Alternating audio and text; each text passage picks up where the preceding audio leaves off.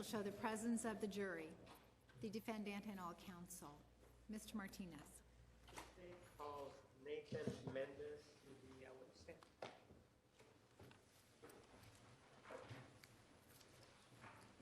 Right up here, please, to be sworn. Right up here. Can you spell your first and last name, please? Nathan, N-A-T-H-A-N. Last name's M-E-N-D-E-S. Raise your right hand. You do solemnly swear the testimony you're about to give will be the truth, the whole truth, and nothing but the truth, so help you God? I do. Thank you. Walk right around here and have a seat, please.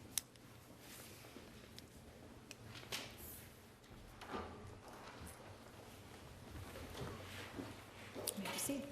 Your name, sir? Nathan Mendes. And who do you work for? I'm a special agent for the United States Department of the Interior.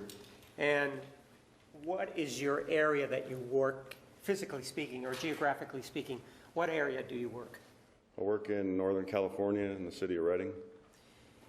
Back in June and July of 2008, who were you working for? I was a detective for the Siskiyou County Sheriff's Office. And as being a detective with Siskiyou, what were your duties back then? I was the lead detective in the Major Crimes Unit and responsible for investigating homicides, robberies, kidnappings, major sex offenses. And did you live in what town did you live in back then? I lived in a town called Etna, which is just outside of Wairika. And Wairika, is it a big town or a small town? It's a small town. How many people would you say back in June of 2008 there were there? About 7,500. And Siskiyou County, is that a small or large county? Geographically, it's large. As far as population goes, it's very small. And back then, do you have any idea about how many people there were? Or? About 60,000. And did you have occasion to patrol, I guess, or be around the whole of Siskiyou County on occasion as part of your duties and socially? Yes, sir. And with regard to, let's start with Wairika first. In Wairika, is there a business establishment, a bar, a restaurant by the name of Margaritaville? No, sir. So there is no restaurant by the name of Margaritaville there? No, sir. How about in the whole of the county of Siskiyou? Is there a restaurant by the name of Margaritaville? No, sir. In this case, did you become involved in the investigation involving somebody by the name of Jodi Arias? Yes, sir. And when were you contacted? On July 11th of 2008. And when you were contacted, what is it that you began to do as part of this contact that you received? The detective sergeant from the Mesa Police Department said that he was bringing a team of detectives to the Wairika area for a follow-up investigation, and he requested that we try to establish a residence or location for their suspect. What was the suspect's name? Jodi Arias. And did you subsequently come to know and meet and see who Jodi Arias is? Yes, sir. Is she in court today? Yes, sir. Tell me where she is seated and what she is wearing. Seated next to defense counsel, she's wearing looks like a brown and green shirt. Your Honor, may the record reflect the identification of the defendant? Yes. And with regard to that particular investigation, were you able to establish or find out where she was living? Yes, sir. Where was she living back there? And it was July of 2008, right? Correct. Where was she living? She was living at 352 Pine Street in the city of Wairika. Do you know who else was living in that house? Yes, sir. Who? Her grandparents? Anybody else other than her and her grandparents? Not that I know, sir. And as part of this investigation, was it also established where she was working at the time? Yes, sir. Where was she working? At Casa Ramos. And Casa Ramos, what town is that in? There's several of them. There's at least 2 of them in the county, and one of them is located in Wairika. And has Casa Ramos ever been known as Margaritaville? No, sir. And the marquee for Casa Ramos, does it have a marquee for the name of the restaurant? Yes, sir. Does it say anywhere in the marquee Casa de Ramos? I mean, does it say anywhere in the marquee, Margaritaville? No, sir. And have you ever eaten at Casa Ramos? Yes, sir, I have. With regard to this investigation, what date was the defendant arrested? On the 15th. Of July? Yes, sir. And as part of that investigation, did you have occasion to assist in the execution of a search warrant at her home? Yes, sir. Let me show you some photographs.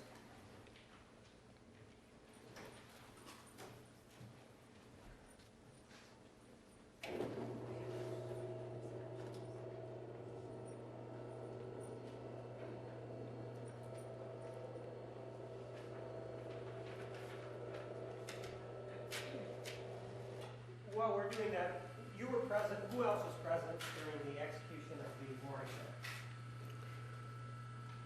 Detective Tom Denning from the Mesa Police Department and crime scene investigator Dave Young. And there were photographs taken, correct? Yes, sir. As part of this investigation and subsequent to the execution of the search warrant, did you prepare a photographic lineup? Yes, I did.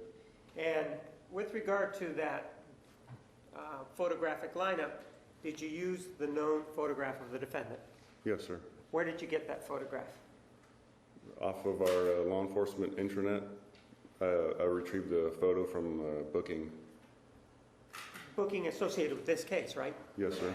And were you there when she was being booked and photographed on July 15th of 2008? Yes, sir.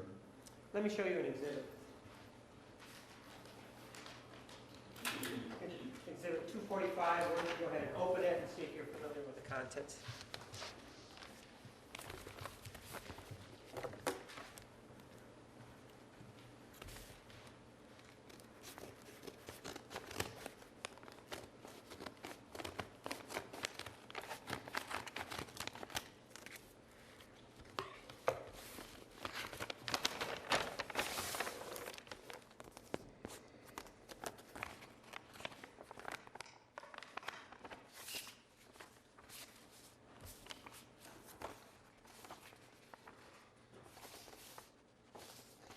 Yes, sir. What is in Exhibit 2, or what is Exhibit 245? It's a photographic lineup that I prepared and a photographic lineup admonition or instructions. All right, but it appears that you have 3 sheets of paper. Why do you have 3 sheets of paper and not 2 as you mentioned? One of them is the instructions that are given Right. to the person viewing the lineup. One is the actual lineup with 6 photographs. Okay. And the third sheet is a control page that has the identifying information for the target. And in this case, Jodi Arias was the target, correct? Yes, sir. What position did you place her photograph? She's in position 5. If I may have that back.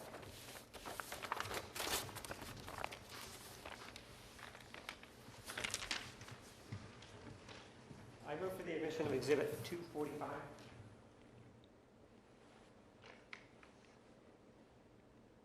Objection.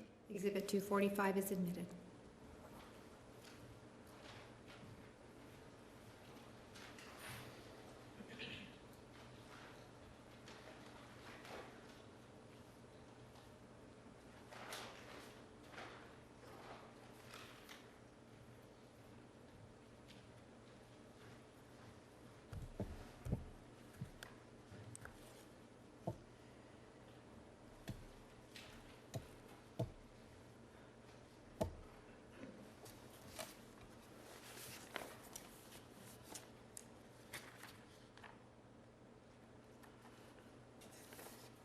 The first one that you have here is this document here, correct?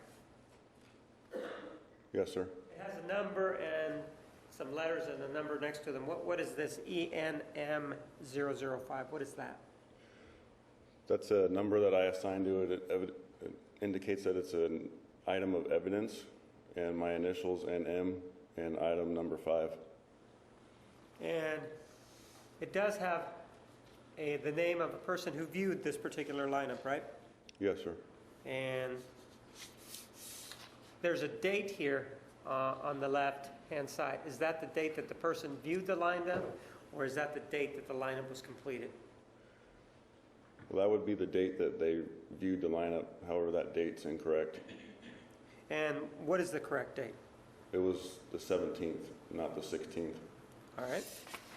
Why don't you read to us this? Is this what is called an admonition? Is this what you read in anticipation of reading the photographic lineup to somebody? Yes, sir, and that's just so we don't influence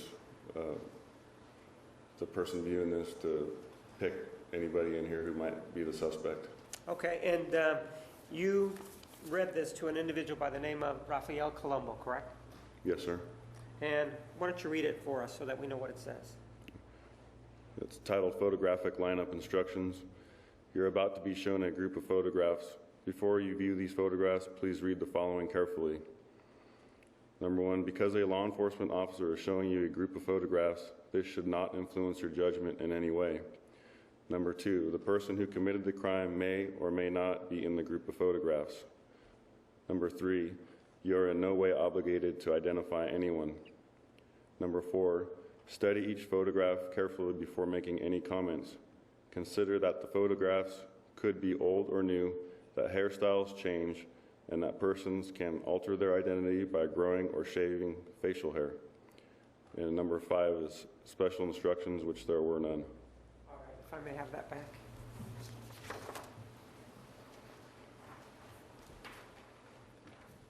We were about to talk about the execution of the search warrant. I was going to show you some photographs of the defendant's home on Pine Street. Please take a look at exhibits 317 through 320 and see if you recognize these photographs. Yes, sir.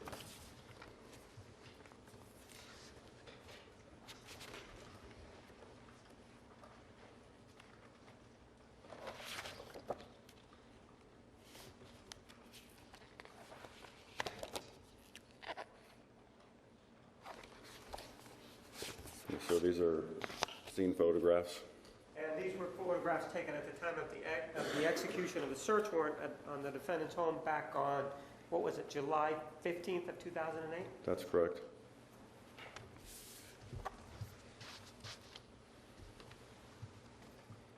Move for the admission of exhibits 317 through 320.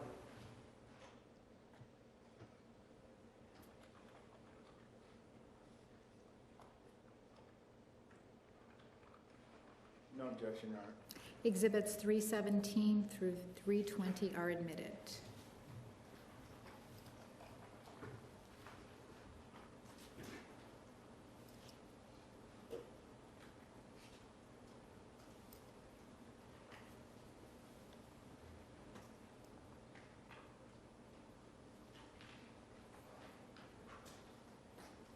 Let's take a look at these photographs.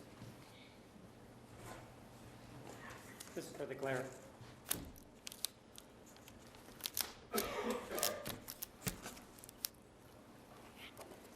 Let's start with exhibit 317.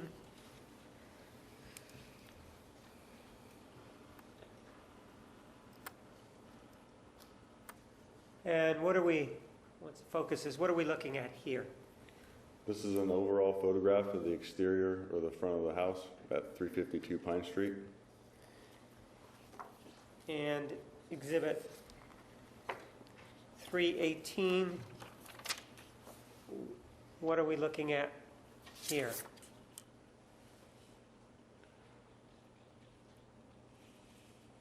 This is a shot of the interior of the house looking down the hallway from the front door to the back door. So this shot is, if we look at 317, this shot is taken from this door looking towards the back, correct? Correct. And this door that we see here in the back, does it lead to another room inside the house, or does it lead to the outside? It leads outside into the backyard.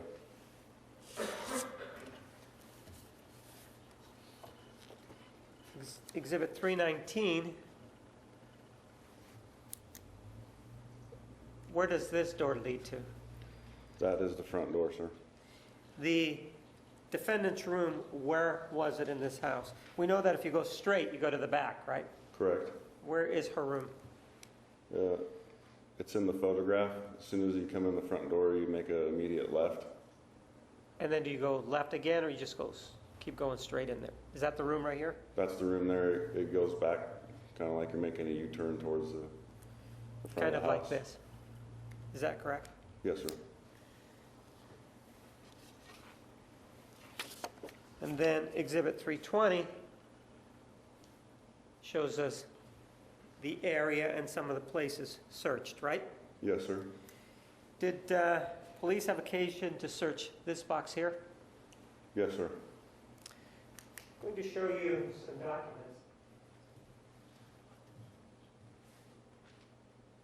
With regard to exhibits 237-001 through 237-022, just this bundle here, take a look at those and see if you recognize those items.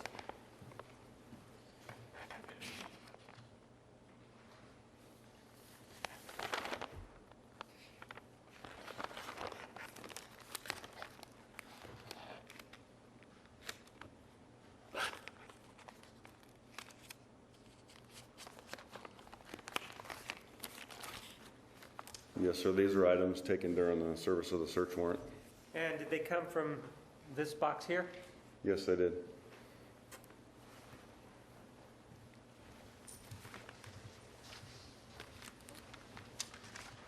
I move for the admission of exhibits 237.001 through 237.002. I'm sorry, 022.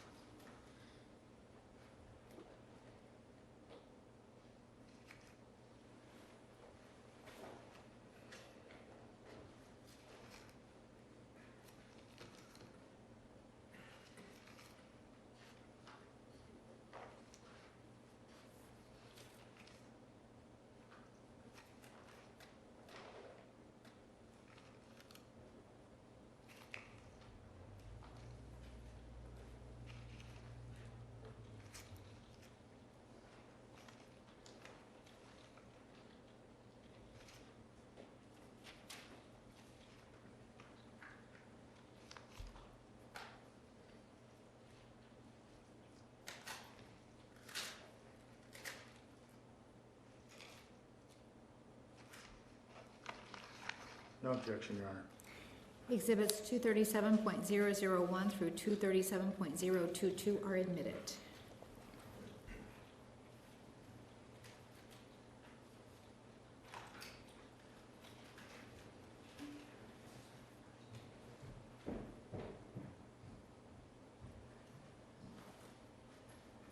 Let's take a look at exhibit 237.001.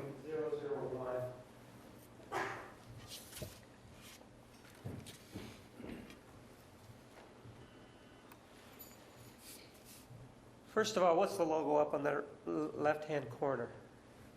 It's a budget logo. And it says it's budget rent-a-car system, correct? Yes, sir. Is there a budget rent-a-car in Wairika or not? No, sir. Back in June of 2008, were there car rental companies in Wairika? Yes, sir. There are at least two others. What were their names? There was Hertz Rental Car and Enterprise. And that was back in June of 2008. Yes, sir. But there was no budget, right? No, sir.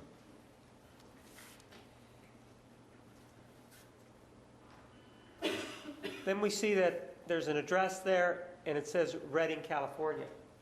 Are you familiar with Redding, California? Yes, sir. In fact, do you live near Redding now or not? Yes, I do.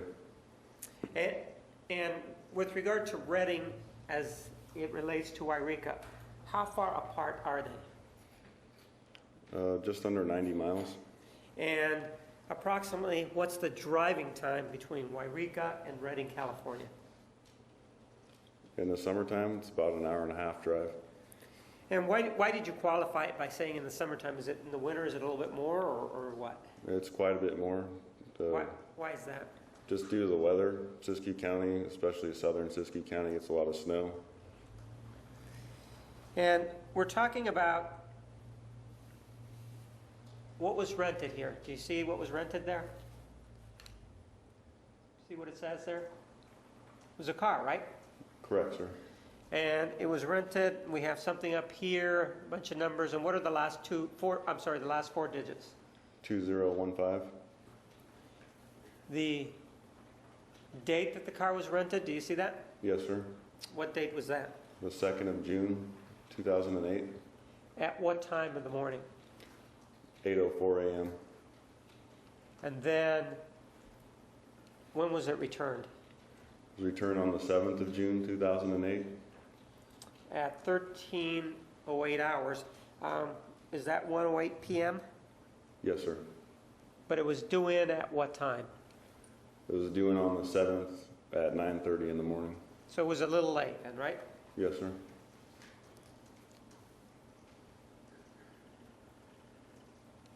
How many total miles were driven on the car as indicated by this document?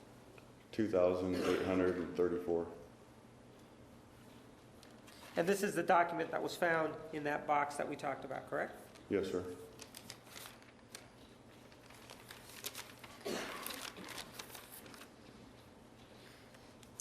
It does talk here of the method of payment. You see that? Yes, sir. And it does say, what words does it say there? Master, And then it has four numbers. What are those? 2015. With regard to the rental of this car, did you have occasion to then go to the budget rental car that's in Redding, California at 6751 Woodrum Circle? Yes, sir. That's actually located at the Redding Municipal Airport. And was this the lineup that you took? Yes, sir. I was there 2 days in a row. The lineup was shown on the second day I was there. All right. So it was shown on the 17th of July, correct? Correct. And this is the photograph of the target, I think is what you told us, right? Yes, sir. And this was taken at the time of the booking on July 15th? Yes, sir. And you were there when it was taken? Yes, sir. There are some chicken scratches underneath that. You see that? Yes, I do. The photographic lineup, before it was shown to anybody, did it have those chicken scratches on it? No, sir. Who put the chicken scratches on there, if you know? That would have been Joe Colombo, or Rafael Colombo is his legal name. With regard to that individual, did you read him the admonition that you previously read in court? Yes, sir. And when you showed him this photographic lineup, was he the individual that placed those initials there after the admonition was read? Yes, sir. Did he say anything with regard to the identification at the time that you showed him this photographic lineup and he made those marks? Objection, calls for hearsay. Overruled. To me, answer yes or no. I'm sorry, Your Honor. Question. I'll do it this way. What did he say with regard to that photographic lineup when he was making his identification? Objection, calls for hearsay. Please approach.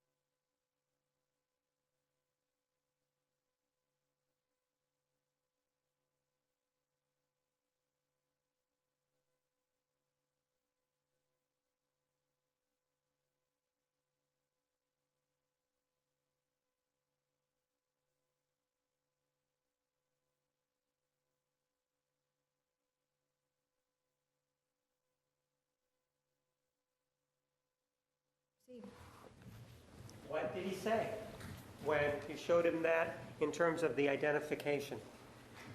He said the person that came in and rented the vehicle was number 5, except that she had blonde hair when she came in and got the car, and she had a man with him. With regard to what you just said, did he say that she had long hair or blonde hair? I No, didn't. blonde hair.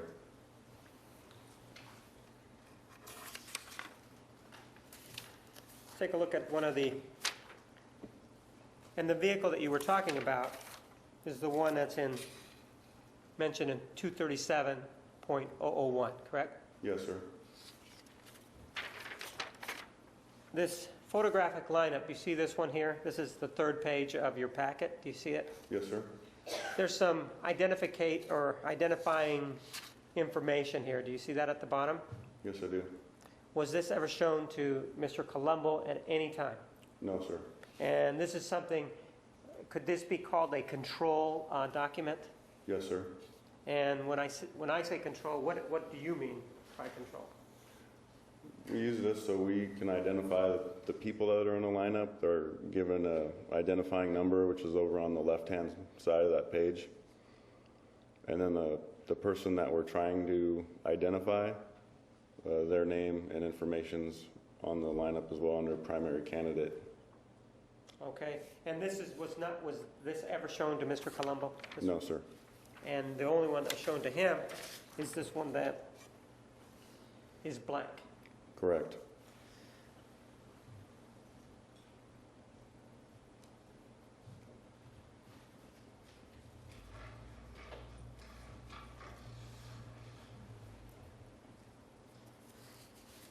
Exhibit 237001 indicates that the day the car was rented was what again? The June 2nd, 2008, At what time in the morning? 8:04 a.m. In that box that we've talked about, and if we go back to Exhibit 320 in her room, this box here,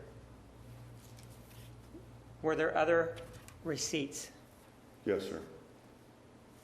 Let's take a look at Exhibit 237002. Was that in that box? Yes, sir. And it is from where? The Siskiyou Food Mart, which is a Shell gas station at the corner of Fort Jones Road and Moonlit Oaks. And how big is Wairika? Is it a big town in terms of geography, or is it a smaller town? It's fairly small. And the date that this purchase was made, June 2nd, 2008. at what time? Says 0539. So is that 5:39 in the morning? I don't know. Well, if it's 0539 as opposed to 1739. Objection, answer in the foundation, he's not familiar with the receipts. Sustained. Are you familiar with military time? Yes, sir. What is 1739 hours in terms of the regular clock, if you will? That's 5:39 in the p.m. Okay. And does this say 5:39 or does it say 17:39? It says 5:39. And it does list an account. It says MasterCard. You see that?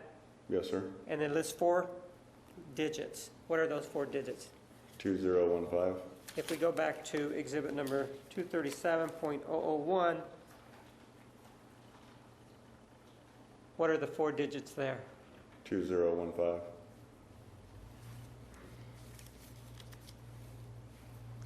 And what was purchased here? Can you tell? Yes, sir. Fuel. All right.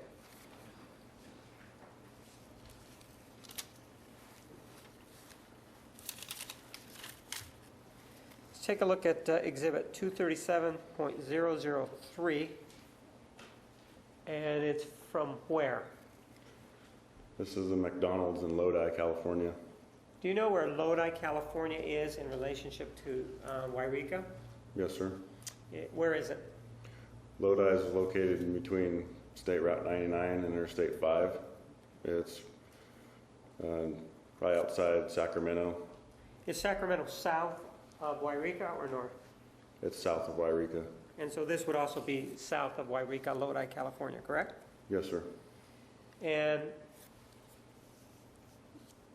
the date of this receipt is what? June 2nd, 2008. And it does say MON, right? Yes, sir. And it has 1932 hours, right? Correct. What time would that be if we're using the regular clock? It would be 7:32 p.m. And see what was purchased. A large French fry and one bottle of water.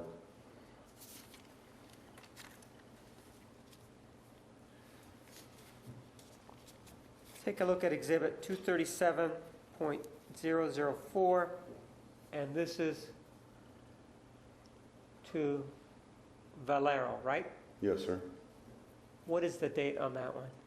June 2nd, 2008, And the time? 8:41 p.m. And what kind of card was used? MasterCard, What are the last four digits? 2015. And it also has a name here, right? Yes, sir. What's the name? Jodi Arias. And then if we go back to Exhibit 237.001, do the MasterCard numbers match? Yes, sir.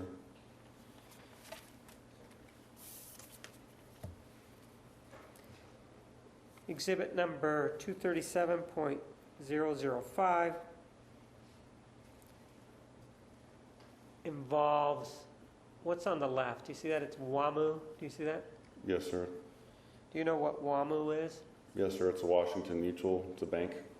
And we have here a deposit of how much? $400.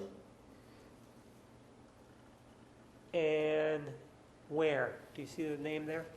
Yes, sir. It's a Washington Mutual on Alvarado Street in Monterey, California. In terms of Monterey, California, as opposed to Lodi, California, where are they in relation to each other, geographically speaking? Well, Lodi is located basically in the Central Valley of California, right in the middle, and Monterey is south and on the coastal area of California. And the date that we have here is what, sir? The June 3rd, 2008, And the time right there? 10:10. Exhibit number 237.006, is it to the same bank Yes, sir. and the same location in Monterey? Correct. And is the time the same, 10:11? No, sir. It's a minute off, 10:11. And the date is June 3rd, right? Correct, sir. And then it has some writings on there, and it shows another deposit, right? Yes, sir. $300. Exhibit number 237.007 again involves Washington Mutual, correct? Yes, sir. And is this also another deposit? Yes, sir. $100. And June 3rd at what time? 10:15. So in terms of the total amount of deposits, we have $100 there. Exhibit 237.006, deposit of $300, which would be total of $400, right? Yes, sir. And then Exhibit 237.005, another deposit of $400. And if it was all left in there, how much would that add up to be? $800? Yes, sir.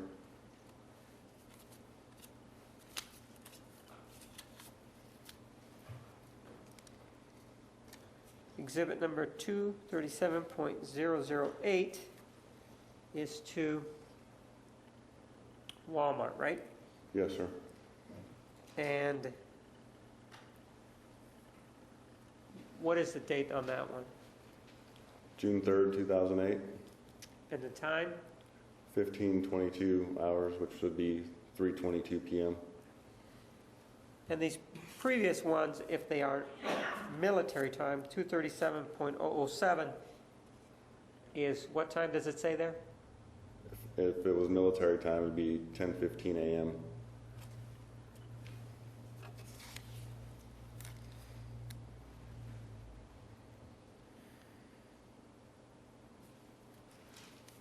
Exhibit number 237.009 is to who?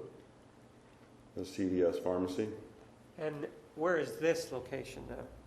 This is located at 3883 East Foothill Boulevard, Pasadena, California. In relationship to the places that we've seen, the last one that we saw, Monterey, where is Pasadena in relationship to Monterey? It's south of it.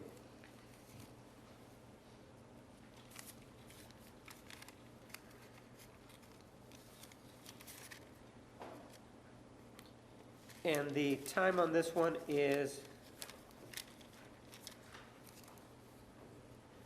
what time? June 3rd, 2008 at 8:31 p.m.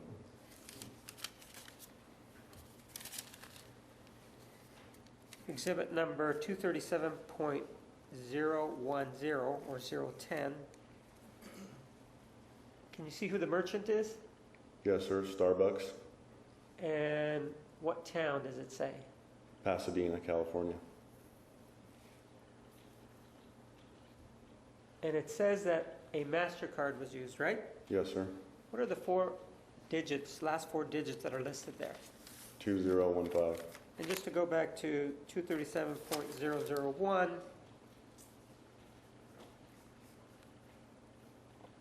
what are the last four digits there? 2015.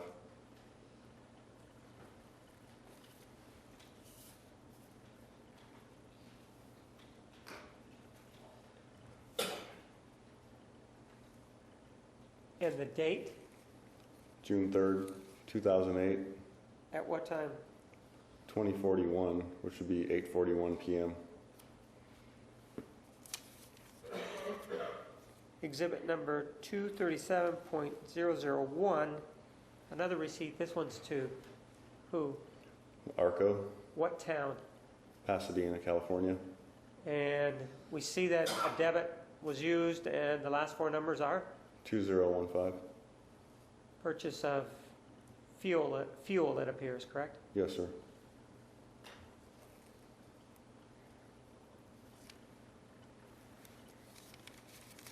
Let's look at the time on that one. It is June 3rd, 2008 at 8:42 p.m.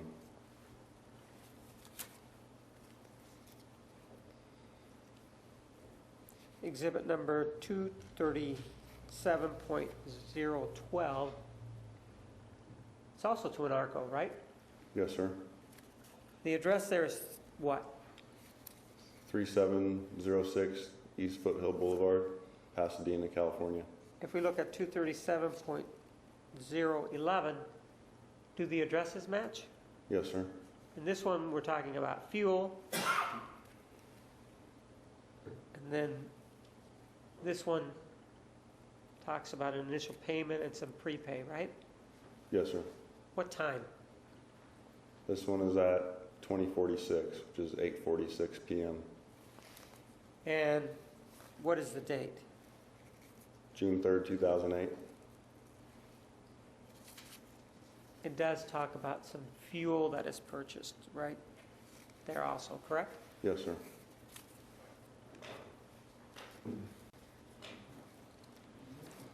Exhibit number 237.013.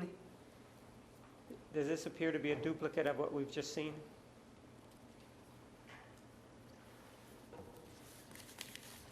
And I'll show you 237.012. It appears to be a duplicate, or it may be a duplicate of the sale, right? Yes, sir. The fuel amount's different.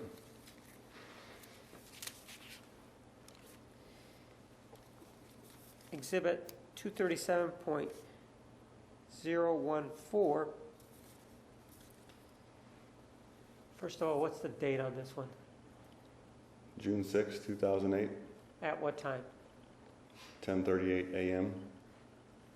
And what's the merchant? It's an In-N-Out Burger in Sparks. Do you know where Sparks is? Yes, sir.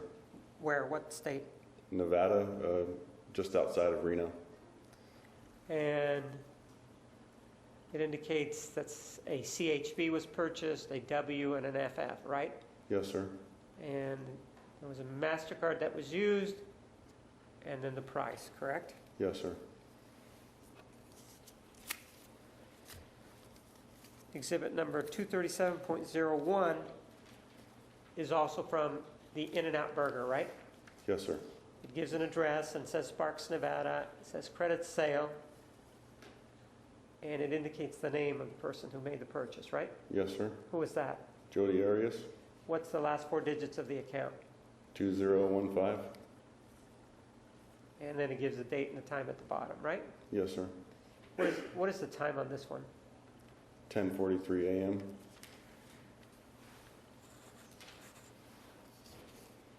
Exhibit 237.016 is to, what's the merchant's name? Tesoro. You know, and if we look down there, it gives us the card that was used, what are the last four digits, 2015. and the person. Jodi Arias. It appears that it talks about pump 2 in gallons, right? Yes, sir.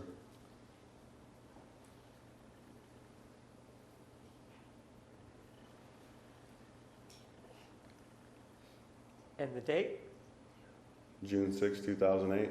at what time? 3:57. And if this were military time, what time of the day would it be? 3:57 a.m. Exhibit 237.017, also a Tesoro purchase, right? Yes, sir. And we have a purchase of what appears to be fuel, right? Yes, sir. And it indicates that a MasterCard was swiped by, who is the account holder? Jodi Arias, And the last four digits, 2015. and the date again. June 6, 2008.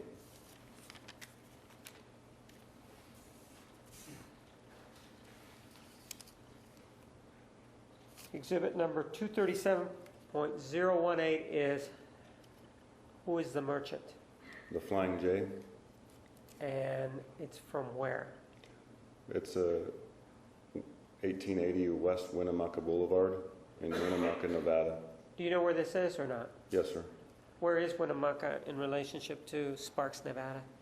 It's east. It's basically located in the middle of Nevada, up in the northern part of the state. And we have the date there, correct? Yes, sir.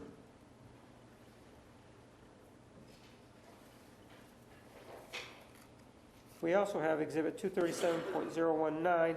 It talks about the same Yes, sir. merchant, right? Correct. And it's a little bit faded, right? Yes, sir.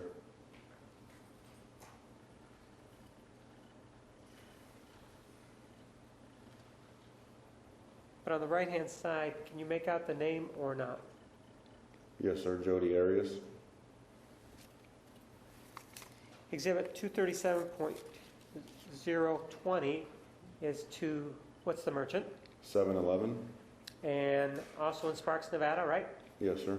And the time that it was used was what time? 10:34. And the date? June 6, 2008. 237.021 is now to another Valero, right? Yes, sir. This one is in what town? Redding, California. What's the date on this one? June 7, 2008. And the time? 12:20. And the person that's listed there? Jodi Arias. What kind of credit card was involved? MasterCard. And it appears to be a purchase of gas, right? Yes, sir.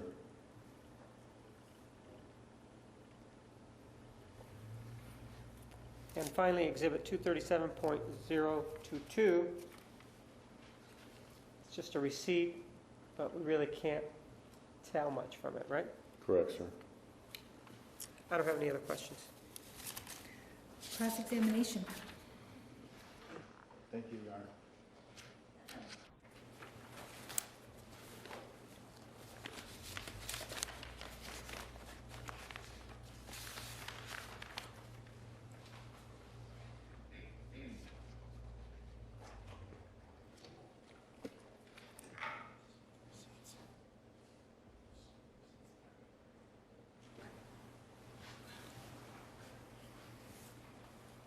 Morning, sir. Morning, sir. I just wanted to ask you, counsel for the state went through, excuse me, a lot of receipts with you and matched up the number of the credit card, that sort of thing, correct? Yes, sir. Okay.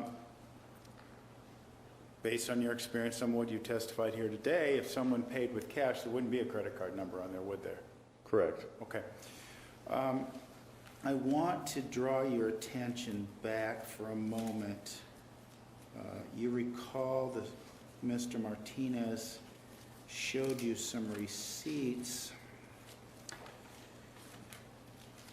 from Washington Mutual in Monterey. Remember looking at those? Yes, sir.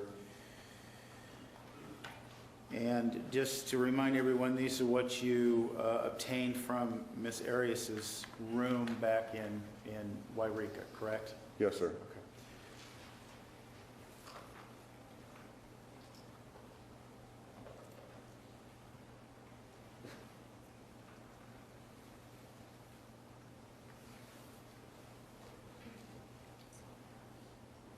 Can you see that receipt, sir? Yes, sir. Okay. Could you do us a favor and read the last 4 digits of the account that was being deposited into? Yes, sir. It's 7148.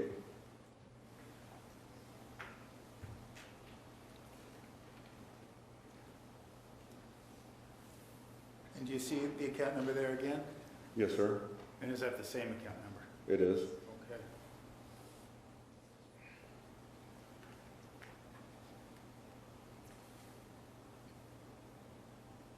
And again, it appears the account number is different. Could you read that account number for us? Yes, sir. It's 8006. So it appears that it's a different account, correct? Correct. Okay. So let me ask you this. I know your former employer had a limited involvement in this case. That a good way to put it? Yes, sir. Okay. And have you seen any of the other documents related to where the money came from to make these deposits? No, sir. Okay. Thank you, sir. No, thank you. Any questions from the jury for this witness? I see no hands. You may step down. Thank you. Thank you, Your Honor. State may call its next witness. State calls Lisa Perry.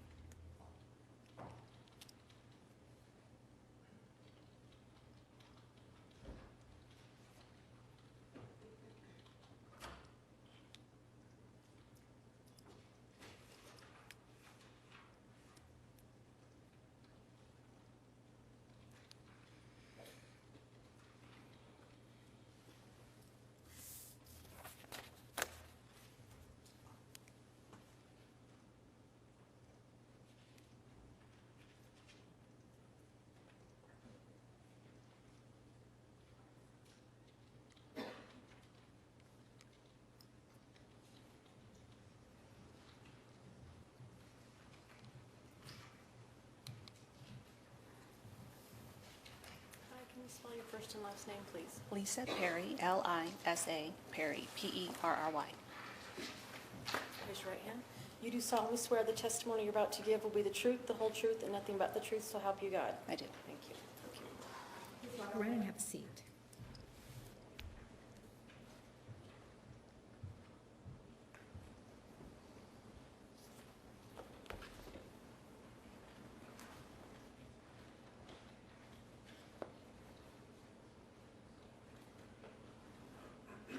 May I have your name, please? My name is Lisa Perry. And who do you work for? I work for the City of Mesa Police Department Crime Laboratory. What do you do there at the Mesa Police Crime Lab? I am a forensic scientist. That could mean a lot of things. What do you do there, though? I work in the biology unit, which means that I examine evidence of a crime for the presence of biological materials.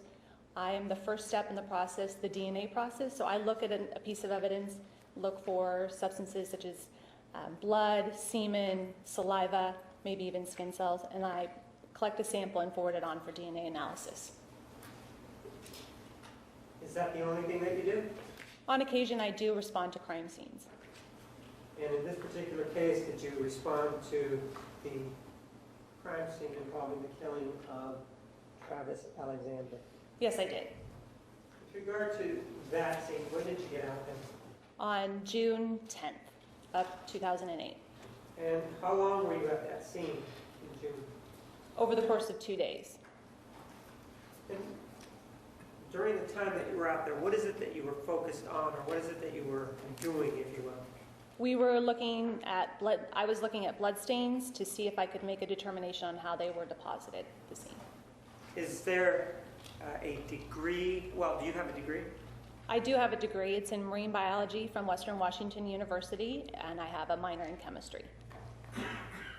Is there such a degree in the interpretation of blood stain patterns or blood pattern, or is that something that you acquire through training and reading? It is something you would acquire through training and experimentation and reading. In this particular case, you went there, and what is it that you saw? Where did you start? We entered through the front door and toured the residence. However, my focus was in the master bathroom. And why were you looking at the master bathroom? What is it that you were doing, or why were you interested in looking at that? I was interested in looking at the blood stains, and that's where the blood was. You also mentioned that you do some do you know what a screener is? Yes. What is a screener? Screener is kind of what I described my job to be, the person who looks at an item of evidence and then prepares a sample for DNA from that item. When you say that you prepare them for DNA analysis, how is it that you go about doing it? I mean, there could be many substances, many areas. What is it that you do exactly? Depending on what I'm looking for, I may do some testing. Otherwise, I might just swab a substance or take a cutting of it and forward it on in a little tiny tube that goes on for DNA. Let me see if I can get a little bit more specific. For example, if you see a substance that is reddish in color and you want to know what it may potentially be, is there any kind of test that you can conduct that will tell you that maybe this may or may not be blood? Is there anything that you do for that? There is a test. There's a little color test that I do that will give me indications of whether the presence of blood is indicated. And are you familiar with the term Castlemeyer? Yes, that is the name of my color test. And is it also known as a presumptive test? It is. In this case, at the scene, did you do any swabbing to obtain any biological substance from the scene, or was everything done back at the lab? There was swabbings that I did not perform by other people who were at the scene. A lot of my analysis and swabbings would have occurred back in the laboratory. I'm just asking about you. Were there any swabbings that you did out at the scene? I did a few of the preliminary color testings at the scene, but I did not collect any evidence. And what areas did you do with that Castlemeyer test or that presumptive test? What areas? There was an area on a washing machine, on a sink in a downstairs restroom, on a cabinet in the downstairs restroom, on the back of the master bedroom door, the top banister of the stairs, the base of the stairs on some tile. I'd have to reference my report to see if I'm missing anything. We'll let you do that, but with regard to the washing machine, do you know what the results were from the presumptive tests? There was one stain on the top that was positive. And with regard to that, would you have put like an initial, or what would you have done to designate that particular spot? The person who collected that sample would have designated that with initials. So take a look at exhibits 8, 9, and 10.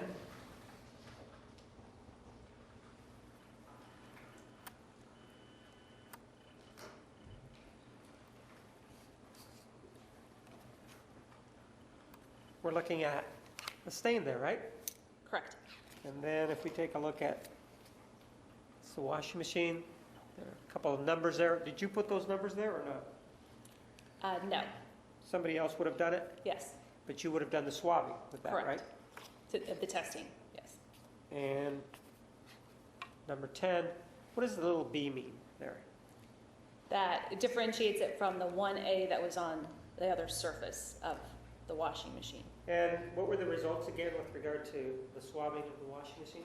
This one, to confirm, I believe that this one was positive and the other was negative. And then you said that you went, where did you look from there?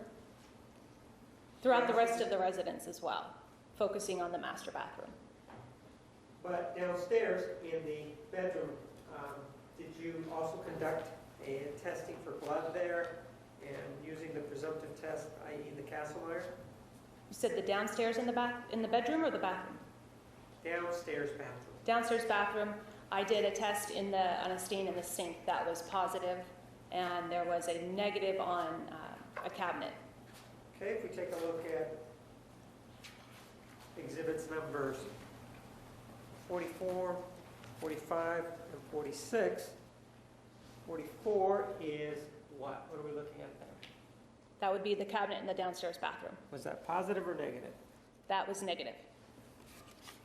Exhibit number 45, and then, let's see, focus in, exhibit number 46. Is that what you tested? Yes, and that was positive.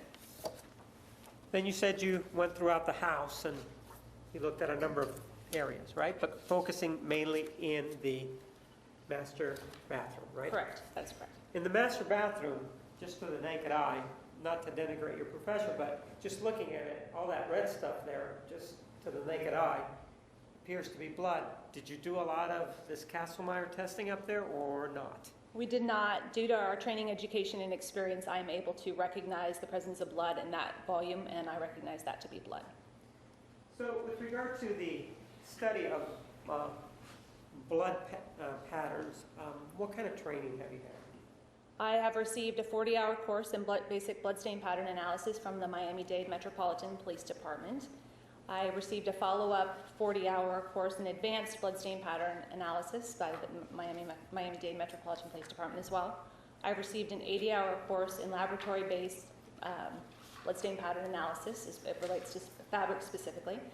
And I have attended over 200 hours of educational conferences and trainings associated with bloodstain pattern analysis.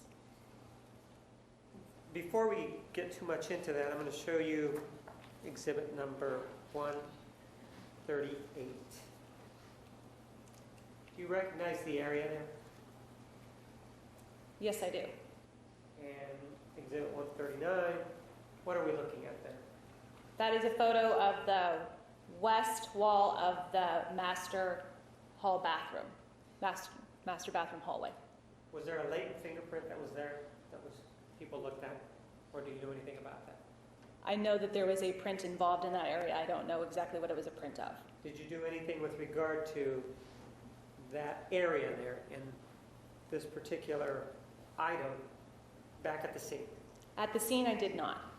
And how about at the lab? Did you do anything? At the laboratory, I did my Castlemeyer testing and did a swabbing in that area, where I was instructed where I should swab by the latent print examiner.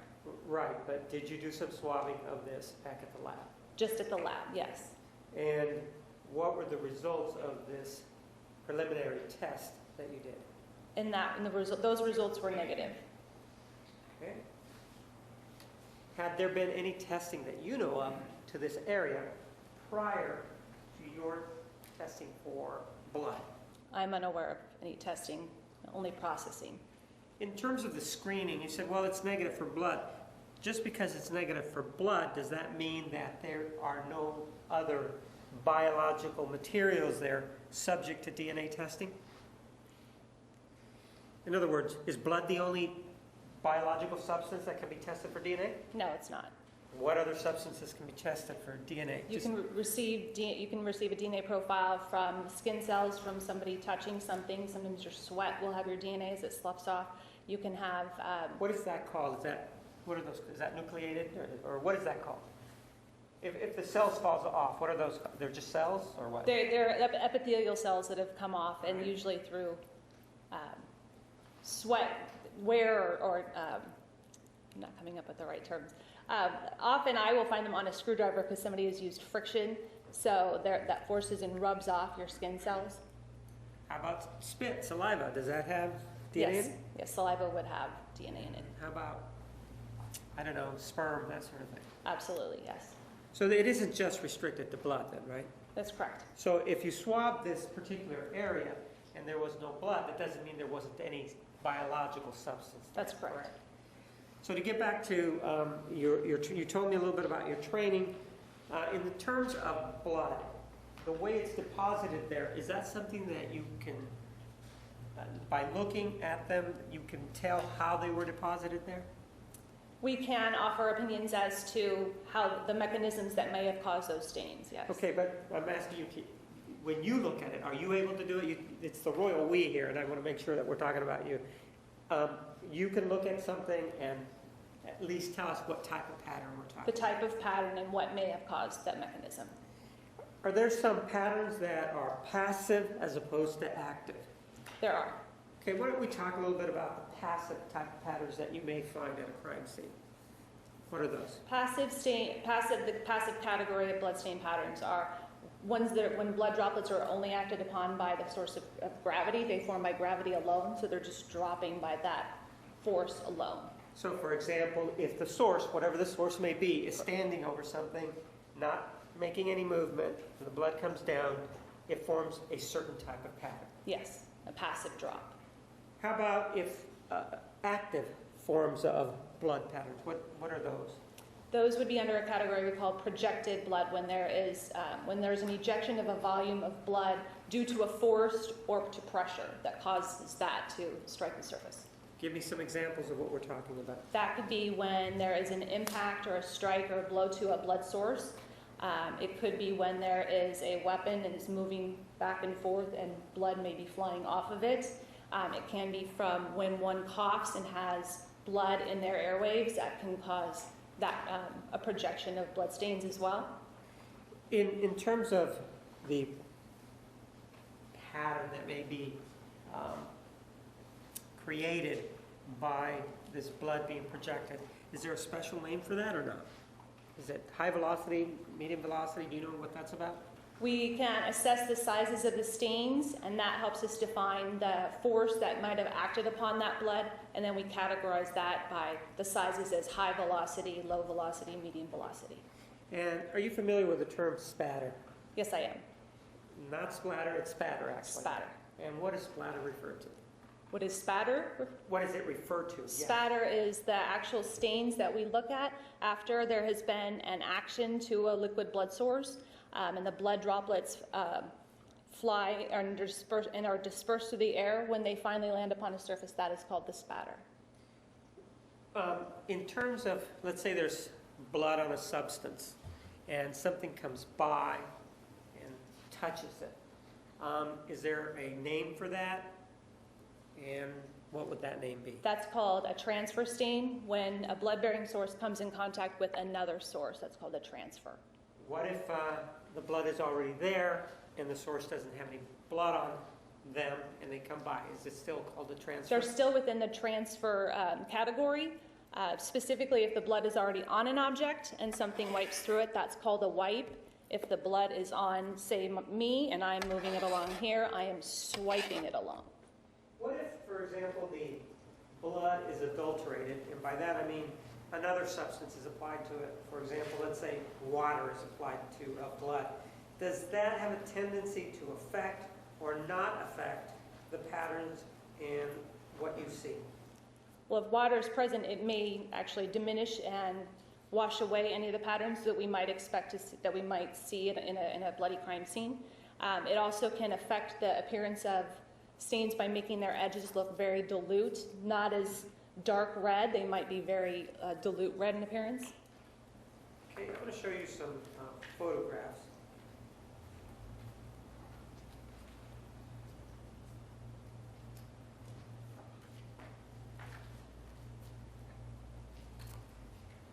Sort of just to orient ourselves, exhibit number 83.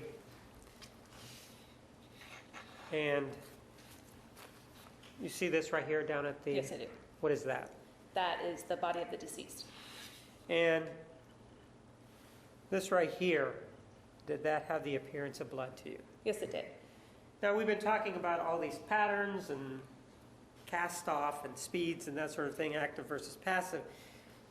First thing we sort of see is this right here. If that were blood, what would that tell us? That there's a large enough volume that it is flowing down, that gravity is acting upon it. And do we know how that got there? Because we've talked about something hitting something and then flying on there. Is there anything that we know about this one other than that gravity acted upon it? No.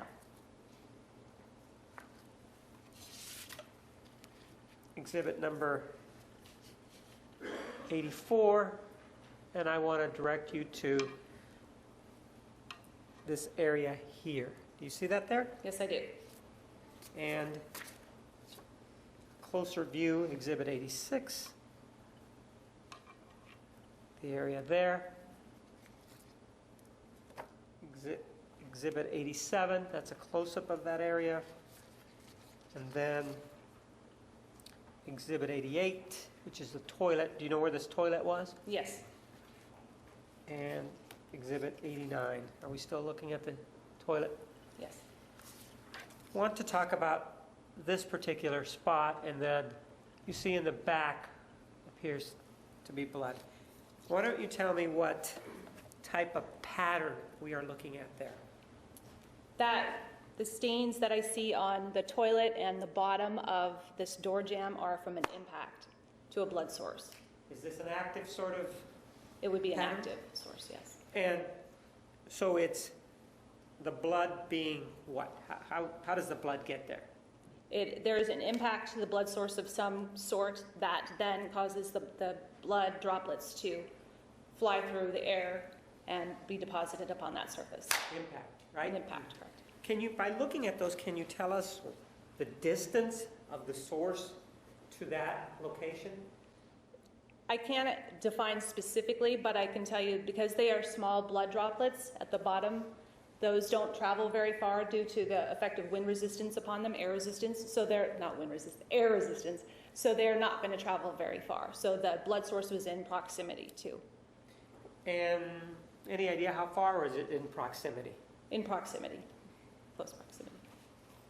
Where was can you tell us anything about the blood source, its positioning as in terms of high up, middle, ceiling, floor? What can you tell us about that? Those stains are all from about 12 inches and down, and the stains that I was looking at are all round, which means that the blood source was actually low, and those blood stains simply flew to the side and impacted the wall at a 90-degree angle, and they made it essentially circular drops. So what I understand you saying, and correct me if I'm wrong, the source was low, source was not too far away because of the smaller droplets there, and there was impact to the blood source. That's correct. Well, let's look at the toilet that's back there. Yes. With regard to that, we take a look at exhibit number 90. There's the toilet, and number 90. What do we see here? We see the same type of stains, fairly round, on a rounded surface like the side of the toilet. They can round, even though they might hit at a 90-degree angle, those can sometimes look a little bit more elliptical just because of the surface of the curved toilet. But those are essentially the small stains that I was talking about at the other, on the door jamb, and at the same height, they are below 12 inches. Looking at these and the ones on the toilet, exhibit 87, spatially speaking, they're in different areas, correct? Correct. Does that tell you anything about the number of strikes to the blood source, or does it not? Because the way that these are lined up and you can see in the photograph, I can't rule that out as having been from the same event. It could be from more than one event, but it's at least, I can't rule out that it was simply one. When you say event, are we talking about strikes? One strike to that blood source. But it could be more. It could be more.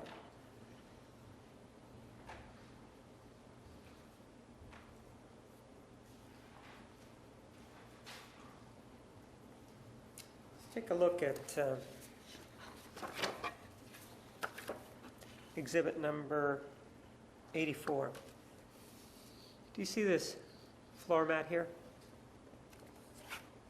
Or, I'll show you another one, Not in that lighting. exhibit number 86. Do you see the floor mat Yes, I there? do. With regard to that floor mat, did you conduct any tests? I didn't do any tests on that at the scene. The way you said that implies to me that you did some tests somewhere else. I did examine that mat back in the laboratory. And exactly what did you do to examine that floor mat? I did my Kastle-Meyer preliminary test for the presence of blood, and I noted the presence of blood all over the bottom of that mat, in addition to the stain that's on top. With regard to that mat, you were looking at that mat. Is it a situation where the blood was on top and then went to the bottom, or do you have a different opinion as to how the blood on the bottom got there? No, the blood is throughout the bottom, and it's not consistent with the top drop having traveled through.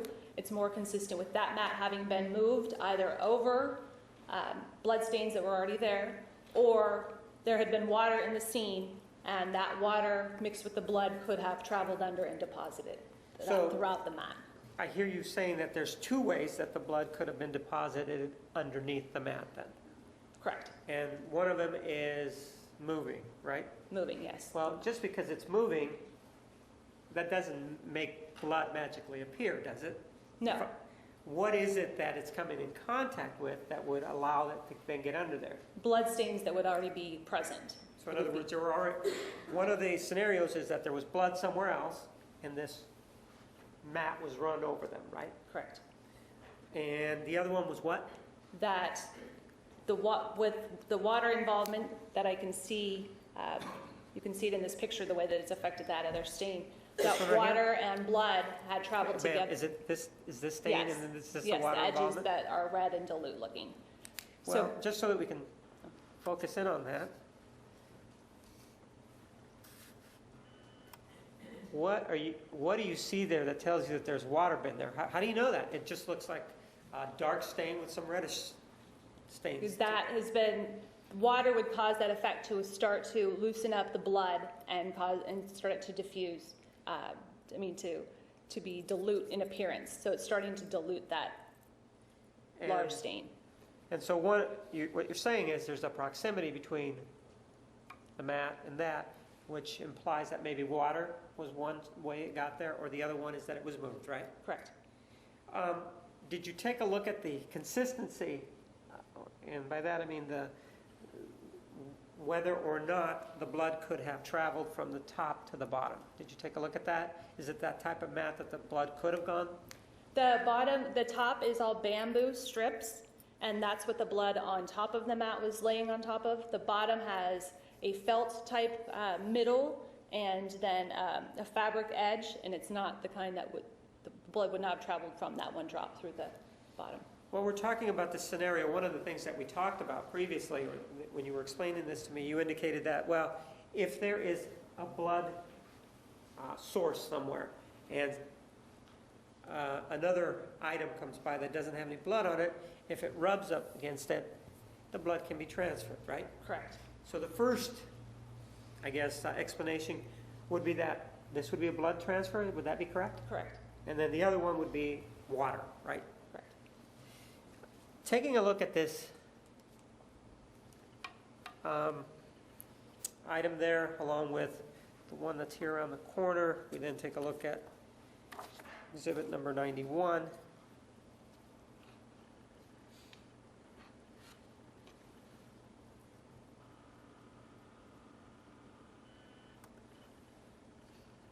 Do you see both of those? Yes, I do.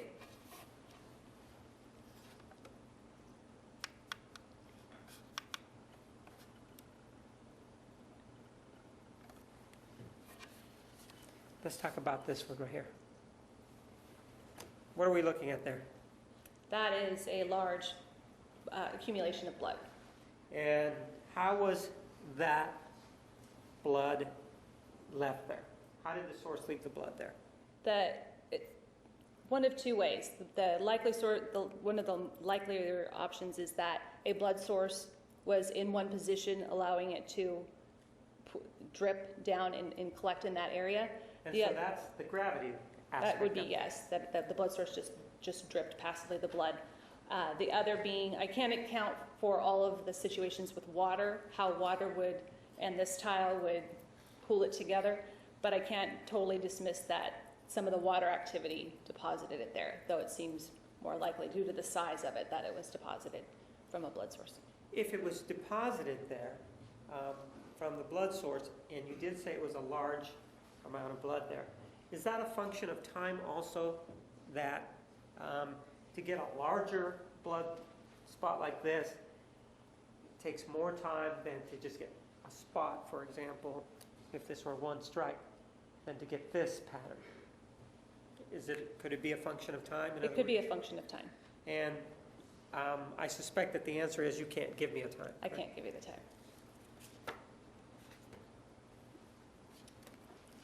Exhibit 91. What do we have here? We have more blood stains on, this is the eastern wall of the exterior of the toilet room. And let's talk about these right here. Those that, on this wall, I observed blood stains that were traveling in a downward and towards the south, which is the window, which is up at the top over here. And in terms of how they were deposited there, do you have an opinion as how those were? An impact to a blood source. So something that was bleeding or had blood on it In struck. close proximity to the wall.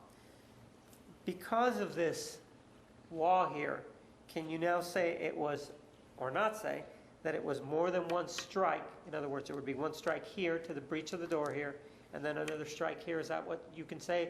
Or can you say it's the same strike and the blood went through the wall? I would not say the blood went through the wall. So how many strikes are you looking at there? Then we're looking at two different strikes or events. At least, right? Correct. It could be more, right? Correct. And because they are so diffuse, does that give you an indication as to how many there were or not? How many strikes there were? Right. No. So it still could be one strike, right? Correct. Do you see this down here? Is that also blood right down here? I'd Or have not? to see another shot of it. I'm not Okay, certain in that we'll get shot. another one for you to look at. Ladies and gentlemen, please be back in the designated area at 1:25. Please remember the admonition. Have a nice lunch. You are excused.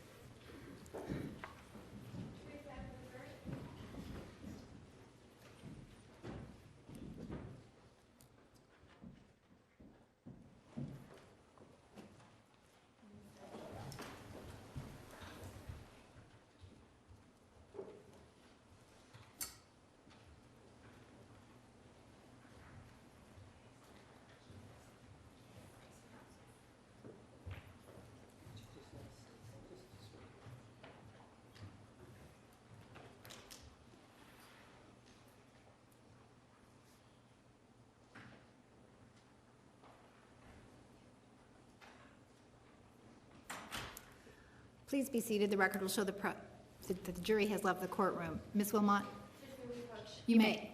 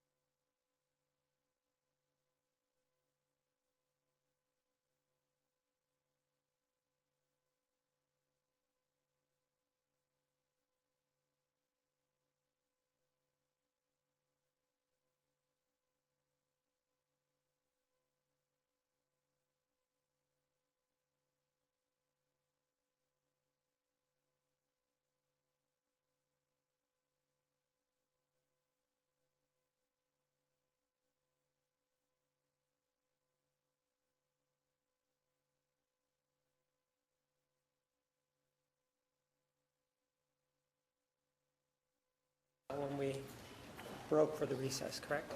Correct. Exhibit 91 was what we were talking about.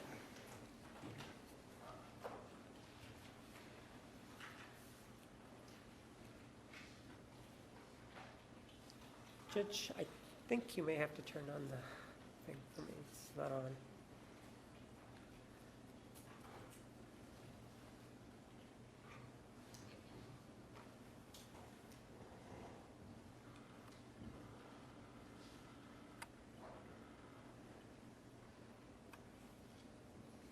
And Exhibit 91, this is what we were talking about, correct? Correct. And you indicated that there was at least 2 strikes so far, correct? Correct. If we go back to Exhibit number 83, and I'm not talking about strikes, I'm just talking about areas at this time, it would seem that there are 3, based on what we see here, there are 3 separate areas where the source of blood was, correct? Correct. And part of the reason would be that the one that's Exhibit number 86, this area of the door, plus Exhibit number 91, this area here, and then what we looked at here, Exhibit number 83, are not joined, if you will, or connected in any way, right? Right. Okay, Exhibit number 94.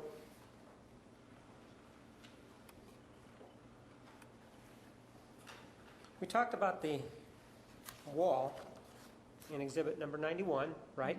Correct. And how about down here on the ground? What kind of drops are those?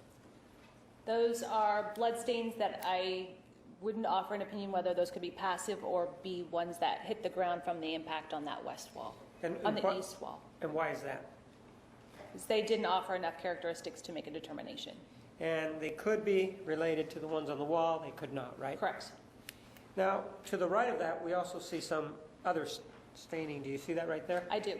And is it your opinion that this on the left, is that related or not related to those on the right? May or may not. And why do you say may or may not? There's nothing distinct, a pattern to recognize. They're just blood droplets, and just a few blood droplets don't always create a pattern. One of the things that we talked about was whether it's a passive placing of the drop versus an active placing. Is this something that gravity acted upon these here, or is it something that you can't tell us? I can't tell. When I talked about the passive drops, one of the ways that we identify those is because they are nice, round, 90-degree drops when they impact the surface like this. So they're nice and round. Those aren't as pretty, so to speak, so I wouldn't want to offer an opinion on that. Exhibit number 95, and what are we looking at here in terms of the scale? We're looking at a scale that is on the south end of the bathroom that has blood stains on top of and underneath the scale. And did you examine this at the scene, or did you conduct your examination back at the lab? I observed it at the scene and then also examined it back in the laboratory. What did you do at the lab? At the laboratory, I did the Castlemeyer testing, the preliminary test we discussed earlier on the staining up to I think I can touch this up in here. Okay, and you did the Castlemeyer test there? I did the Castlemeyer on that test there. On top or on that bottom? stain. On the top. And did you do any Castlemeyer on the bottom? No, I did not. That was actually at the crime scene. Okay, and at the crime scene, when you did the Castlemeyer, what part of it, the bottom of the scale, did you examine? Or did you not do the Castlemeyer at the I did scene? not do any Castlemeyer on the right. on the bottom surface. But there was a reddish substance that you believe to be blood underneath there, right? This right here.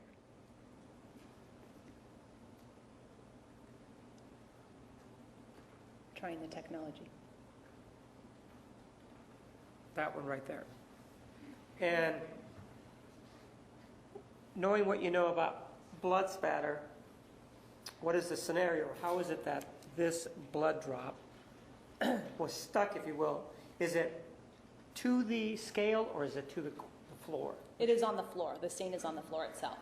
Okay, so if this scale is on top of it, what does it tell you about the stain that's there? That the scale was moved into the position above the blood stain. And do we have any issues about water with regard to this one or not? No. Exhibit number 96. Okay, right up against the wall here, do we see? There are blood droplets. And did you have occasion to look inside the wastebasket? I did. And what did you find in the wastebasket? There was a paper towel and 2 empty toilet paper tubes, type cardboard rings. Did they have anything or any indication of blood or anything that looked like blood in that tub, in that wastebasket? I examined the toilet paper tubes back in the laboratory, and my indications with my test were that there was blood detected. So you now have what appears to be blood, in your belief it is blood, in the trash can there. You have it right again there, and then you also have it underneath the scale. How many events are we talking about here at this point? Well, we've discussed that you counted 3 prior. Right. And then this is more bleeding, but I don't know how many events that are moving into the corner.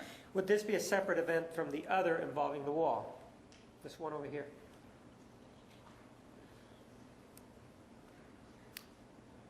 The direction, it seems far to have it traveled, but I don't know that I could rule it out completely. It's possible that it could be another event that was occurring in this area here. Yes.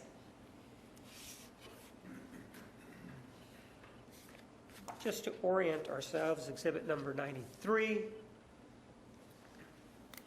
This is the scale we've been talking about, and the trash can is right here, correct? That's correct.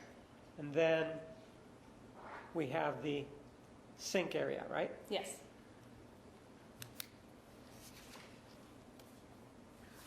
Exhibit number 98. What are we looking at here? We're looking at the sink that is to the north. There's 2 sinks in the bathroom. This is the one to the north. And we've been talking about events so far. We've talked about 3. Is this a separate event? From the other, yes. Let's start talking about this area here in front. First of all, would you agree or disagree that the coloration of that seems to be a little bit different than the one inside the bowl? I would. And what would cause something like that? It appears diluted as if it would be with water. And exhibit number 100, as it applies to that, what are we looking at here? The blood is dripping down the side of the ledge of the counter. So in terms of what we've been talking about, passive versus active, how would you characterize this? How would you define it? Tell me about it. Those diluted patterns, I would say, are evidence of transfer between a blood-bearing source and a non-blood-bearing source. But as I indicated earlier, I don't know if this is blood is present already and then something moves through it, or the blood is on another item and then transfers onto the counter, or a combination thereof. But bottom line is, there is at least at some point the source placing the blood there, right? Absolutely. And at some point, something came by and swiped it, if you will. I think you call these swipes, right? Swipes or wipes, yes, depending. If we look to the left of that, do you see this right here? I do. Is that the same thing as what we've been looking at, or not? Those are what we were previously discussing as passive drops that are simply being acted upon by gravity. Let's look at Exhibit 105. Are those the ones we're talking about? Yes. And then a larger view of it, or 102. You see that? Yes. All right. Well, how could these blood drops here on Exhibit 105, how could they find their way to get there in that shape? The blood source was above this location, above the sink. And was edge of the sink. blood source what was the blood source doing? Bleeding. I understand that, but was blood source moving left to right, moving front to back, or just stationary? Well, depending which way, if that's moving into the sink or backing up out of the sink, All right. but in some sort of motion over the sink. At some point, there was some motion by the blood source over the sinks, and that's what that tells you, right? Correct. And it also tells you that, I guess it was over the top of the sink. Over the top. Is this a function of, partly a function of gravity? Yes. We've talked about those, and you indicated a sort of in and out motion by the source. And then we talked about this source, or not this source, but this area here on the ledge. Both of those appear, from what you're telling me, to be somewhat movement-oriented, or would that be incorrect? No, I'd say that. I would agree with that.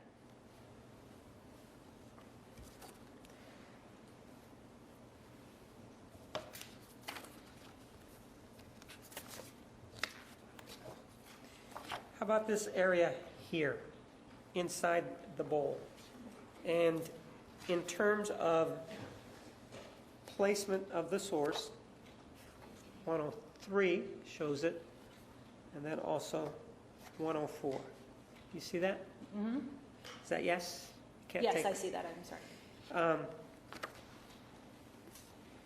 In terms of where the source was, and based on the patterns that you have there, The source is above the sink, and some of those you can see are specific droplets. Some of them, because of the curvature of the sink, are merging together but the source of the blood is, above the sink. do these also imply movement like those that are down here, or do they not? Well, since they move in, they're in several different locations, it would imply that the blood source is moving a bit, yes. Could all of these functions, Exhibit 104, the scraping there, or the swiping, the dropping of the blood there, let me see if I could focus a little bit more, and the middle of the tub of the sink, does that give you any indication of time, or can these all be done at the same time? Or are they events that are occurring, there's one, there's another, we just don't know which is first? Why don't you tell me about I that? would say that this movement at the edge of the sink could be concurrent with the drops that are into the sink. Including the ones that are in the middle there. Yes.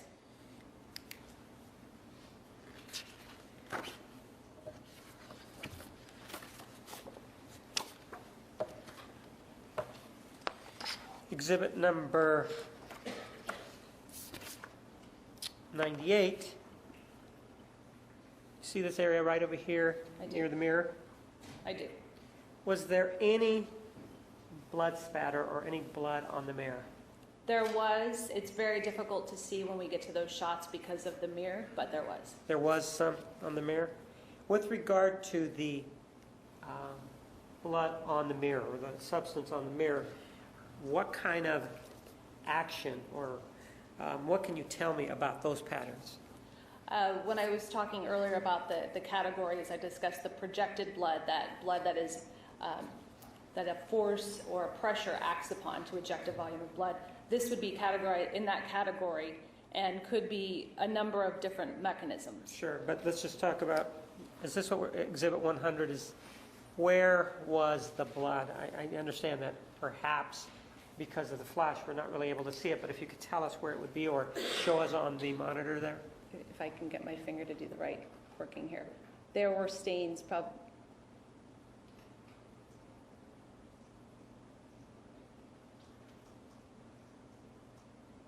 If I have that about right there, there would be. It wasn't as concentrated as this, but there, in the when you can see the photos, you can see similar to this up here.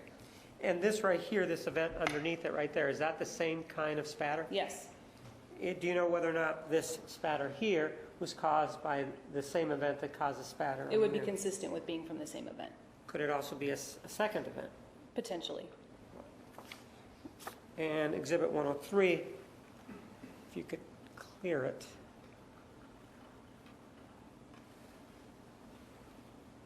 this is what we're looking at here, right? Yes. Well, what about these heavier ones, heavier drops in there? What is that about? There could be, this large one could be part of this the passive drops that are down in the bottom of the sink. They can also just be larger blood stains that just drips together. And if we take a look at exhibit number 101, are we then looking at this spatter? And again, my question is, how come some are dripping and some aren't? Because when blood is acted upon with force, that not all, the blood droplets don't all break into the same size. And so some are going to be larger. And so some, when they hit that, have more of a weight or a volume, and therefore they drip down from the gravity. Is there a larger stain? What can cause this kind of spatter pattern? A mechanism that might have Sure. done that. I earlier discussed the expirated, which was somebody maybe coughing or sneezing if they have blood in their airways, or from a wound, air forcing that out. The head is a very vascular area, and I don't know if you've ever nicked yourself shaving, then you know that those can bleed quite a bit. And a wound or a laceration to the head could cause the misting and the patterns that we see here, the size staining that we see here. And what else? Anything else? Gunshot wounds can produce that type of misting effect as well. When you are examining these kinds of things, do you just look at it, the pattern, without reference to anything else that's at the scene, or do you also look at what may be around these patterns to provide guidance to you as to what, in your opinion, could be causing these patterns? When we are at the scene, we are making observations of what those patterns are. What do they look like? What are their sizes? And then we use other information, such as investigators' information, the medical examiner's information, to make determinations on what potential mechanisms created those stains. Do you also look at the area around it Yes. potentially to see if there's anything else there? So, for example, in this case, exhibit number 114 shows us what? What are we looking at there? There is a casing laying in a blood stain. Well, tell me a little bit about this casing and how it was placed there based on your knowledge of blood spatter blood spatter training. The blood stain was there, and the casing came and landed upon that. If the casing falls into the blood, what does it tell you about the blood source in terms of sequence as to whether or not the blood source was already bleeding before the gunshot wound? It would tell us the blood was already present, so the blood source was already bleeding prior to the gunshot. So, I don't know about the sweet person, but what does it tell you in terms of this? Was the blood source already bleeding at the time that this casing somehow found its way into that blood? Yes.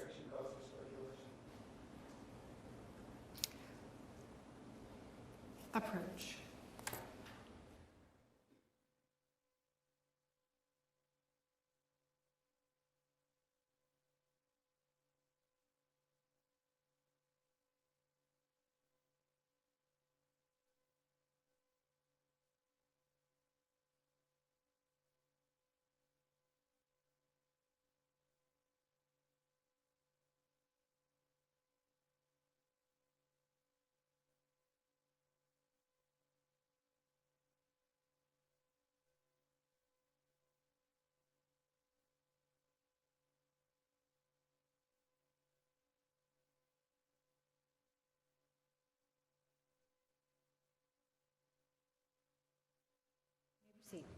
With regard to that casing, in terms of when it was it placed in relation to the blood? When was that casing placed there in relation to the blood? After the blood was deposited there. So the blood source was already bleeding. Yes. So based on that, and based on, you indicated that you read the medical examiner's report? Yes, correct? I did. And having read the medical examiner's report, having taken a look at that, what is your opinion then as to the source in exhibit number 101, or the mechanism as to how that pattern there was formed? Then I would say that it would be either the expirated, the coughing, or a laceration to the head, one of those mechanisms, But not the gunshot. not the gunshot.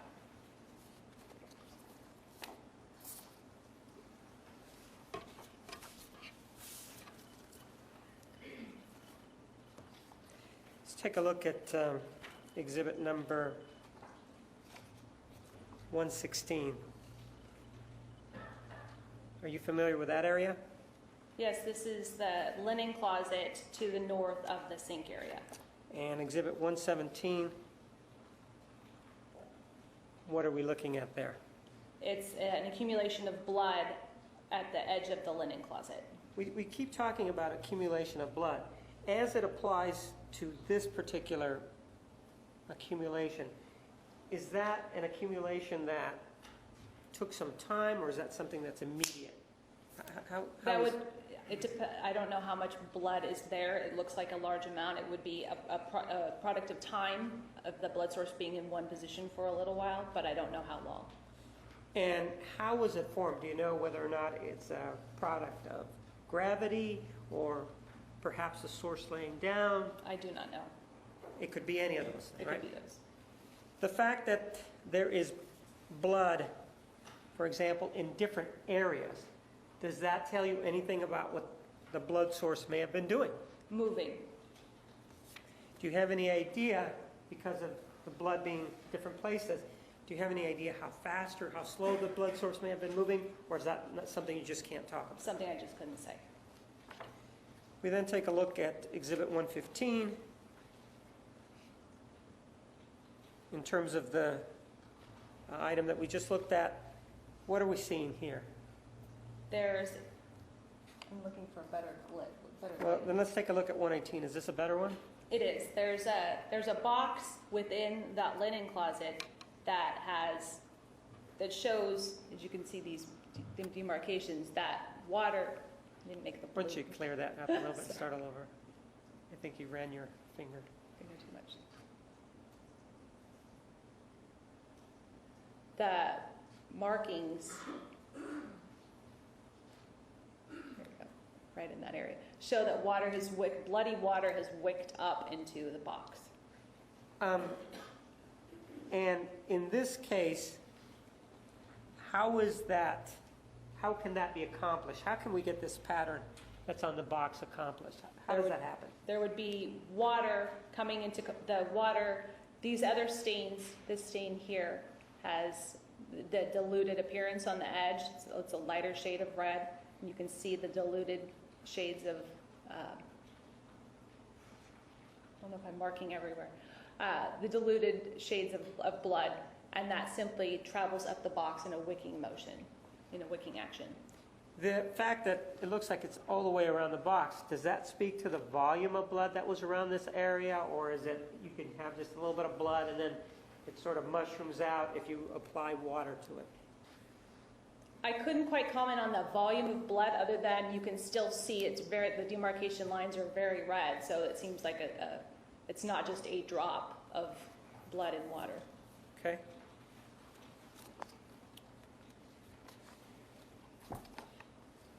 We've seen this item there. Now if we look a little further on down, Exhibit 125, we see another one of those. Do you see that? Yes. What can you tell us about the fact that there's these very much larger circular areas of blood? What does that say about the source? Or can you tell us anything about what the source was doing? Well, the source had, like I addressed earlier, that it could either be the action of the blood source being in one position there for a while, bleeding that accumulation, that little pool, or there could be some process of this with the water contact, it pooling in one area, but I'm not certain about that. Okay. Exhibit 120. Are you familiar with item number 6 on this photograph?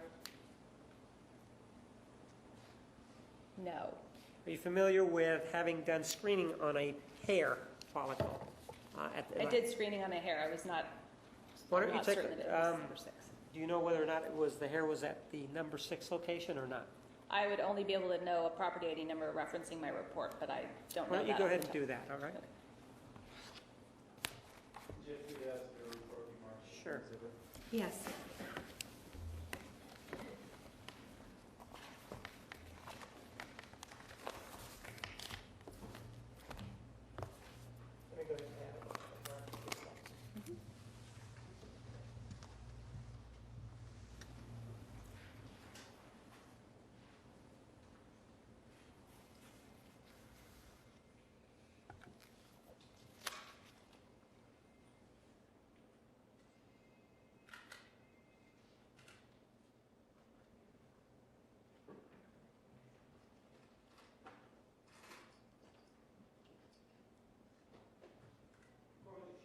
exhibit 321, take a look at it. After you found what you were looking for, let me know, but don't read it out loud. I found the property ID number for the one. All right, go ahead and put the report back and tell me, did you do any work with regard to this number 6? I know the property ID number. Oh, I see. You Can- need the property ID number? I know that, can I look into my notes as well? Sure, please, Let me go see ahead. if that helps.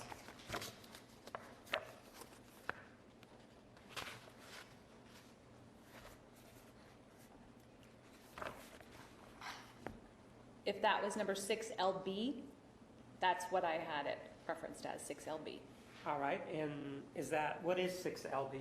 was a possible hair. And what did you do with that possible hair back at the lab? Back at the lab, I did my preliminary Kastle-Meyer test.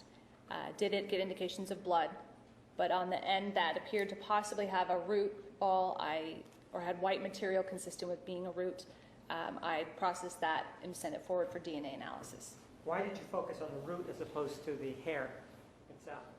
Because that's where we can get our DNA.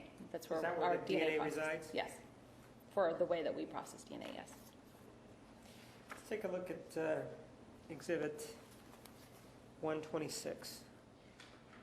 And for reference, you see this door trim there? You see that? Is that the closet? Well, why don't you take a look at it? And you take a look at it.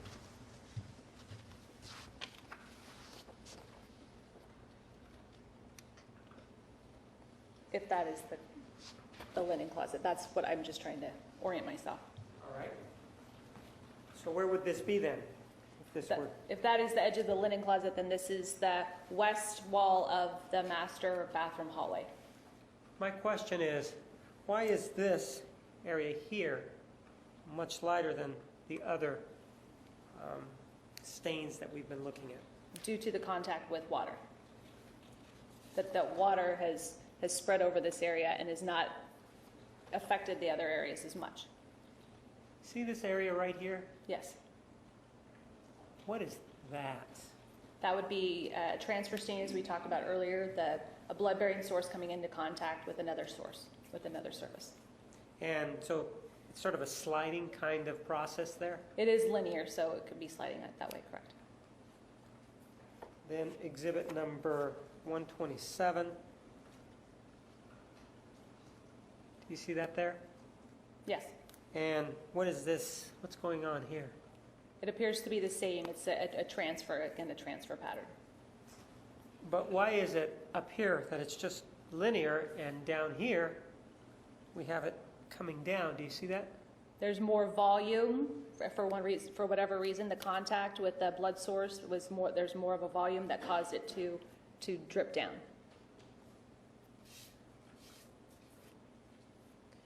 Exhibit number 129.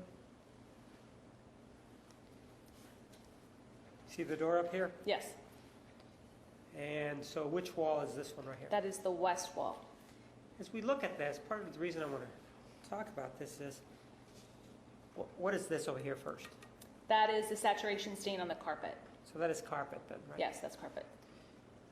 We see this right here. You see that little circle there, kind of half circle thing there? You see that? I see the curve. And then this area here is relatively clean. And then you follow this around and all the way back. It also appears to be relatively clean until you see this spot here and this other spot here that we've talked about previously.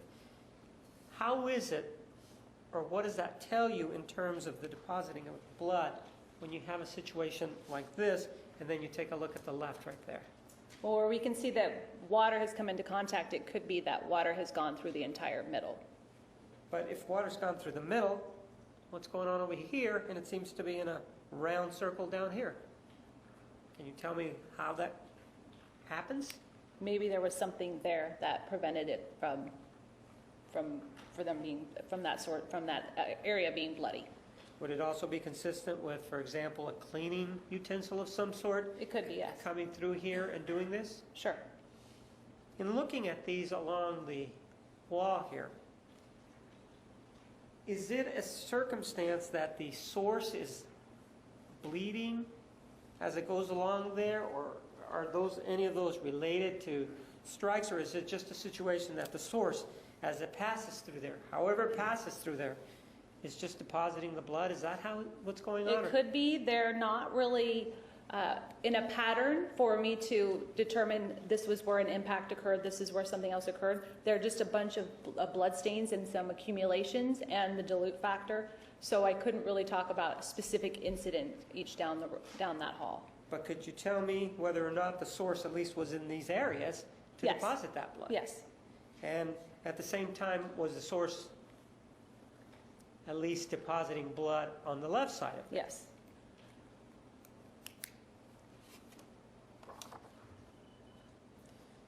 Now let's take a look at Exhibit 132. Is this the carpet? Yes, it is. If that's the carpet, what wall is this one? That's the east wall. And again, we see this up here. Do you see right above the switch there? Or not Yes. switch, but the electrical outlet? And then this right here. Right.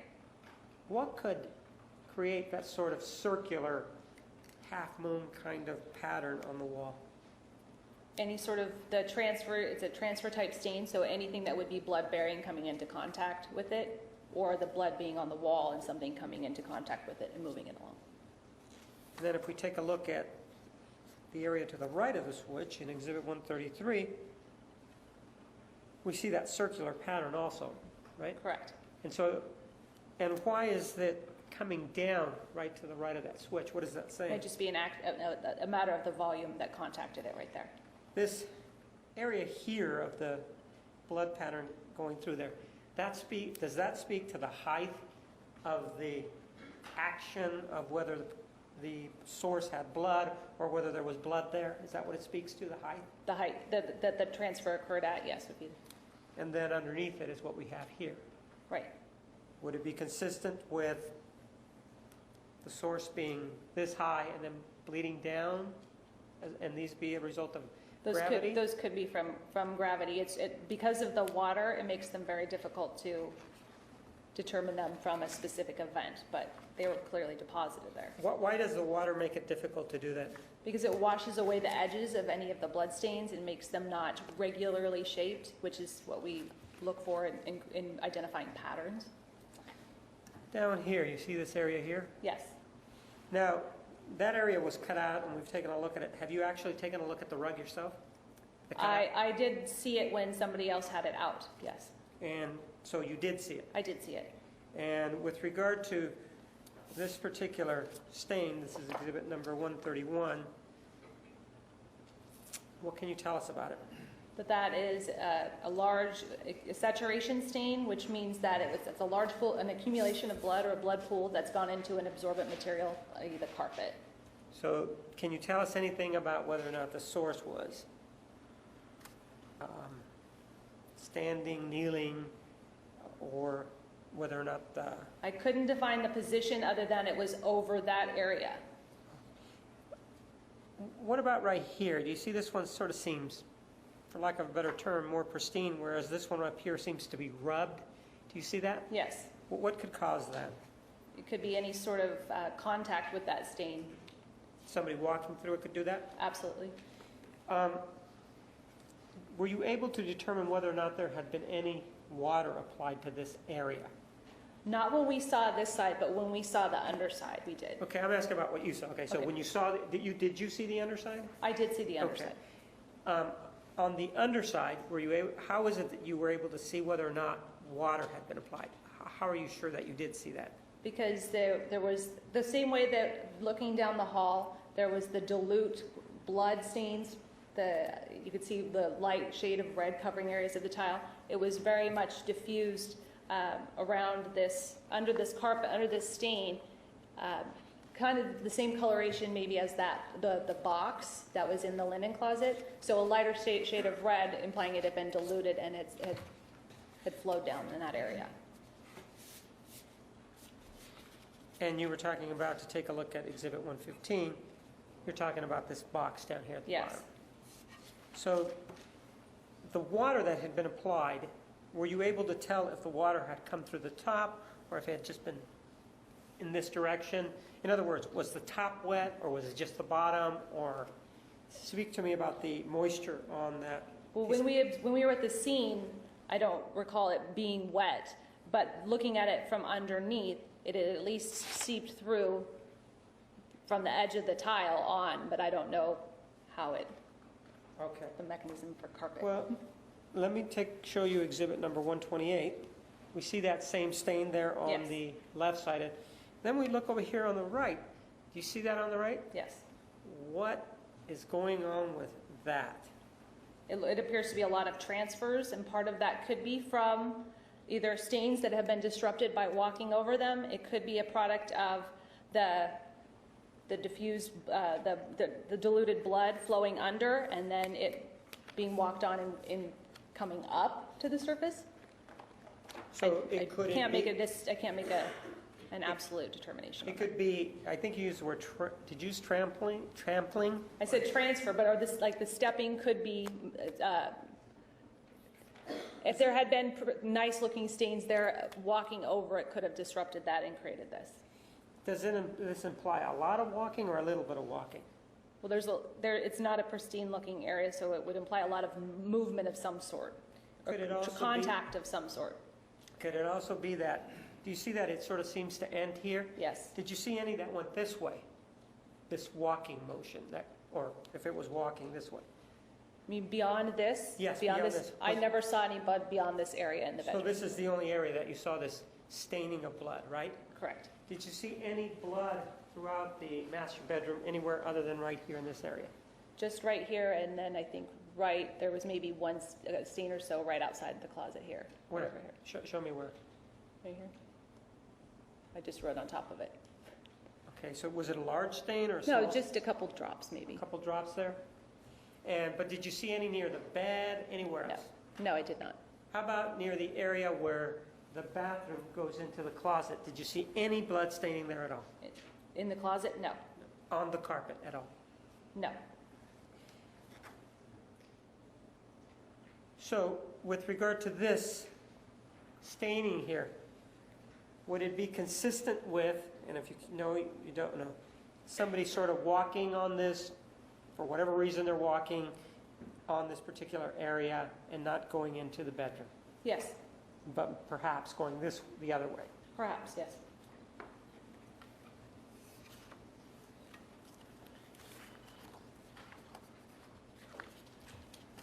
Let's see, look at exhibit number 78. You see that? Yes, I do.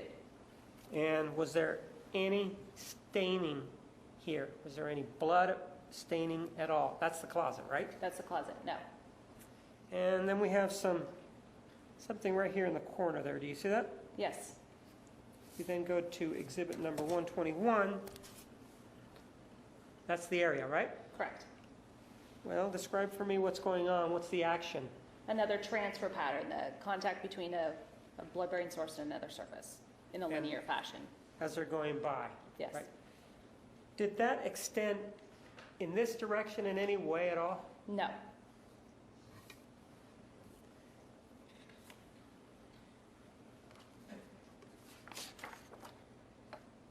So that we know where we're headed, exhibit 78. You see the number 2 there? Yes. Exhibit number 79 shows us that corner there, right? Yes. And right there is what at that turn? That transfer again. And exhibit 81 shows us, first of all, what is this part right here? It appears it could be a transfer, No, I again. mean, what does it lead to? This It area? leads to, it's the lip of the shower. And is that where the body was? Yes, it was. And so we then see this right here, this reddish substance. Again, what does that mean in terms of arriving there at that place? That something, a bloodstained source came into contact with it. And is it the transfer pattern that you It's talked about? consistent with the transfer, yes. And is this a swipe or not? I mean, we've used that term also. I would not be able to make a determination if the blood was there first and got wiped through, or if the thing that made the contact with the shower was blood. All right? coded item. If we then go back to Exhibit 121, I'm going to focus in on this area here. Do you see that right there? I do. What is that? It's called a pattern transfer, where you can actually identify a pattern within a transfer stain. And the pattern that you have there, is that consistent with a barefoot? Is that consistent with socks, or is that consistent with shoes? It's consistent with a shoe tread. So it's not consistent with a barefoot, Correct. and it's not consistent with a sock. Correct. So if we look at Exhibit 122, that's what we're looking at, right? Yes. And what's the direction of this particular stain? If we It is- then, let me give you Exhibit 249.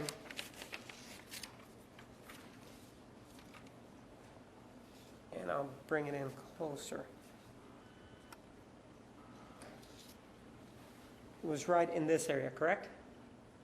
I think I just saw, can you lower it down a little bit? I think I saw where it says shoe tread right on the lip there, shoe impression. Somebody Okay. sends their drawing. What was the direction of that print? This is, it was,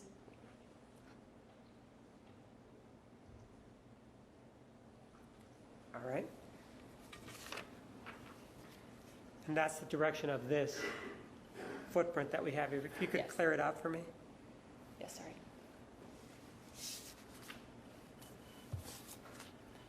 Exhibit 162.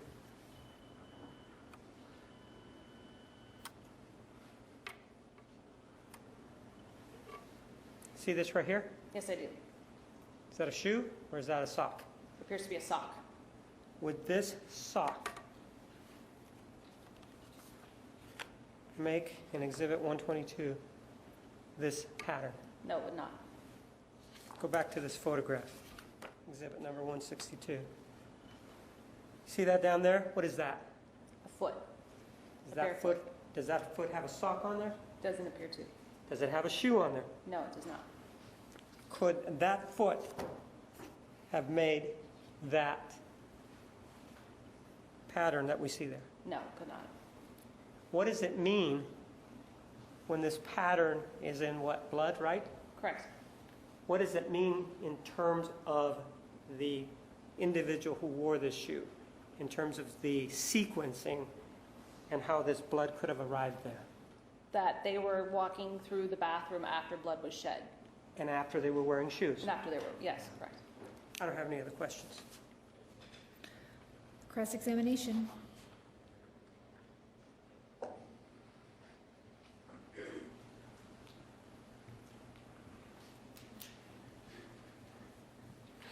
Ms. Perry, good afternoon. Good afternoon. I want to begin, before we get into some of the other things you talked about. Talked about being at the crime scene, correct? Correct. Okay. And a few moments ago, I think recently enough, I won't show you the picture again, the state showed you a bit of blood that was on the lip of the shower. Correct. Or the base of the shower, right? Yes. Okay.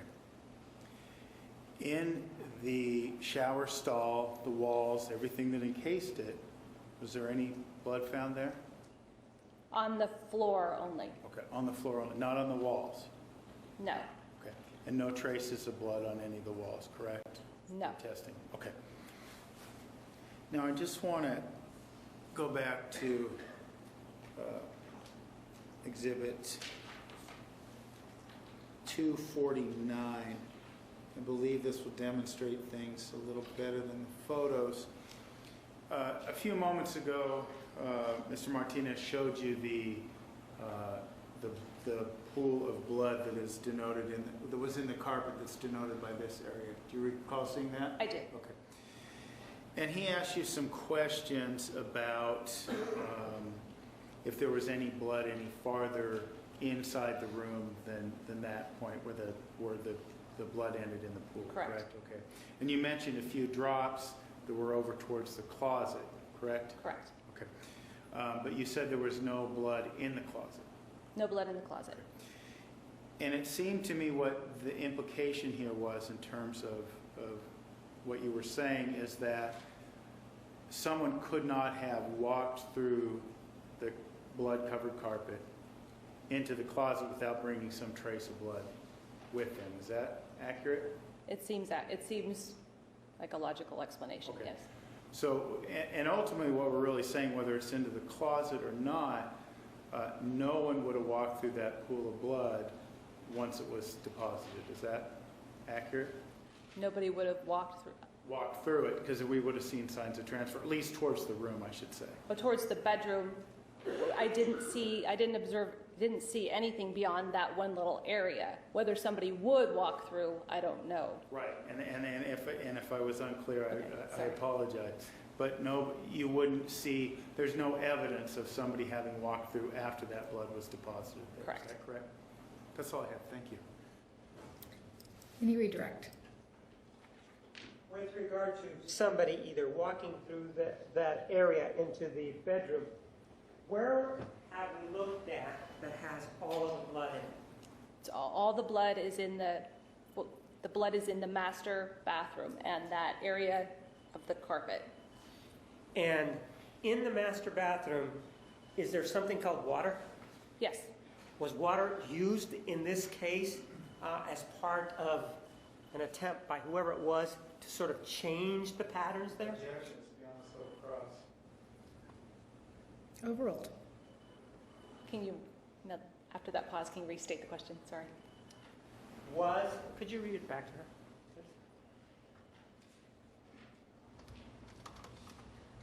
Was water used in this case as part of an attempt by whoever it was to sort of change the matter? I would say water did change the matter. As to the motivation, I wouldn't want to speculate on that, but water did alter what I saw. And that water that was used in there, could that water also be used, for example, to wash, I don't know, hands? Could they also be done to do that? Yes, Could it also be done to, for example, clean feet? Could it be done to do that? yes, And water, do you know what a towel is? yes, Could a towel then, after water was used, could that be used to wipe up feet and hands and that sort of thing? Way beyond the scope of cross. Sustained. You were asked whether or not you saw anything or any other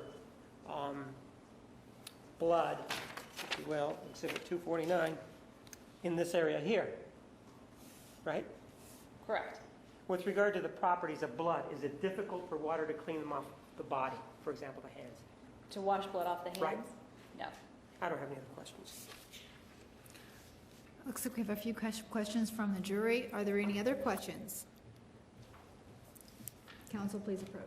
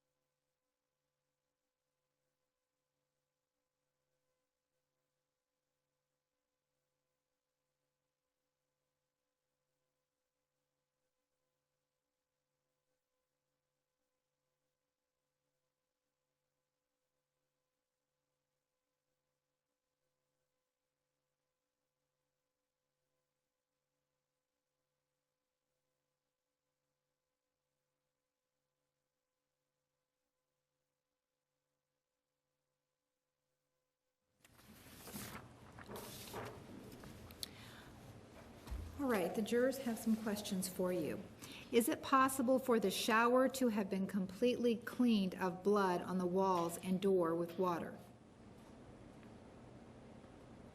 It would wash away the appearance of it, so you wouldn't necessarily be able to see anything if you put enough water on it. Would there have been some trace even if washed? If we had done testing, we might have been able to prove that, yes. Is there a way to measure the volume of blood in the rooms? And if so, where most of the blood was located? As far as measuring a quantity of blood, it's really, I would say, more of a medical professional's opinion to be able to offer that.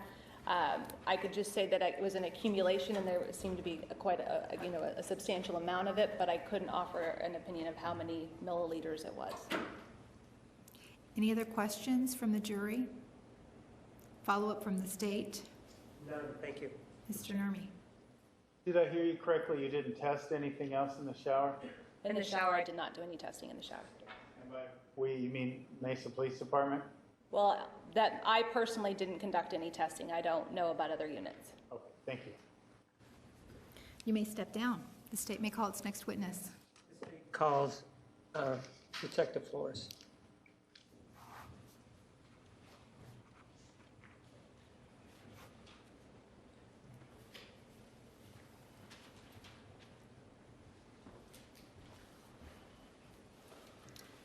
Detective Flores, do you understand? Yes, I do. Your name, sir? Detective Esteban Flores. And yesterday we were talking about the statement that you had or the telephonic conversation that you had with the defendant on June 25th of 2008, correct? Yes. And during that time, did you and she discuss her knowledge of the PIN numbers used by Mr. Alexander? Yes. And does Exhibit 295, clip number 23, include that portion of the conversation? Yes. Move for the admission of Exhibit 295. May we approach? You may.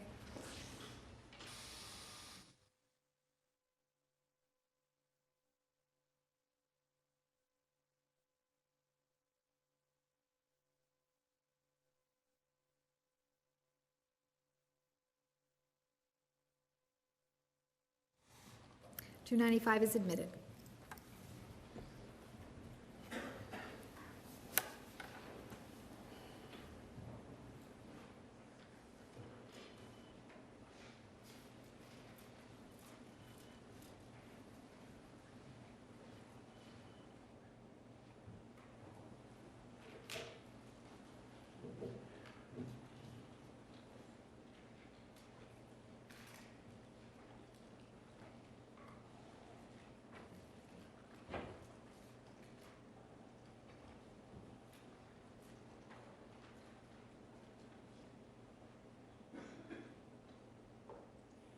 Never give you his voicemail from his phone?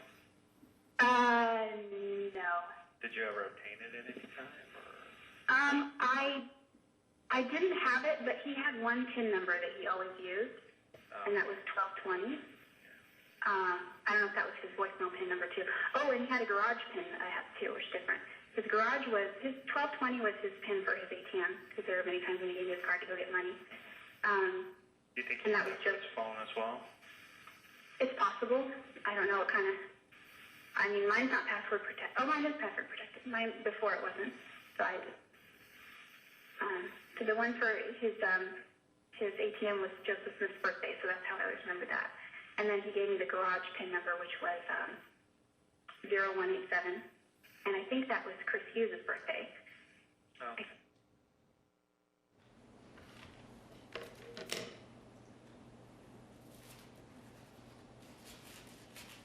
Sir, as part of this investigation, were the police able to learn whether or not there were any roommates that Mr. Alexander had? Yes, he had 2 roommates at the time. And with regard to those 2 roommates, what are their names? I cannot remember their names off the top of my head right now. Do you know Zachary Billings? Do you know Yes, Zachary Billings. And Enrique was the other one? Right? Yes. With regard to those 2 individuals, did the police investigate their whereabouts at the time that this crime occurred? Yes, we did. And were you able to establish where they were at the time that this crime occurred? Yes. And were they associated in any way with this crime pursuant to your investigation? They were not. So did you have occasion to view the Inside Edition interview that the defendant gave in September of 2008? Were you able to view that? Yes, I was. With regard to that, were you able to listen as she discussed the issue of whether or not she had killed Mr. Alexander? Yes. And also whether or not any jury would convict her? Yes. Are those two excerpts, exhibits number 247 and 248? Yes, they were. I move for the admission of exhibits 247 and 248. May we approach? You may.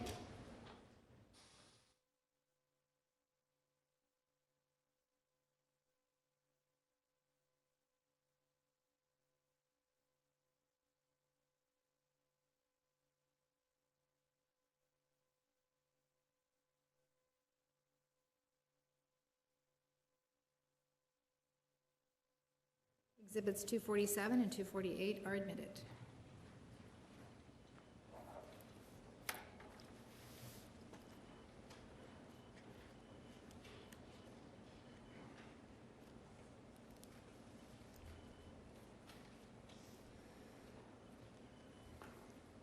Go listen to exhibit number 247.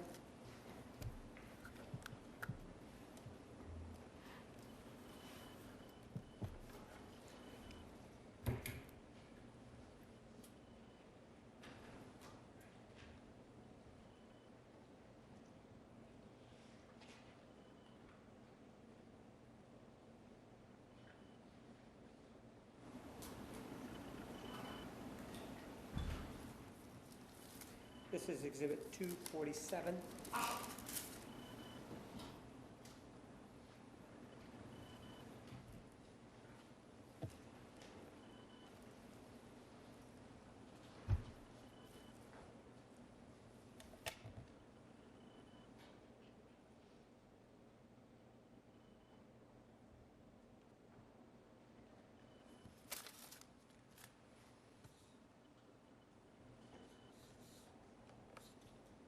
I understand that everything, all of the evidence against me right now is very compelling. What really happened in there? In a nutshell, 2 people took Travis's life, 2 monsters. You did not shoot Travis. No, I've never even shot a real gun. You did not stab him 27 times. No, that's heinous. Or I've never. slit his throat from ear to ear. I can't imagine slitting anyone's throat.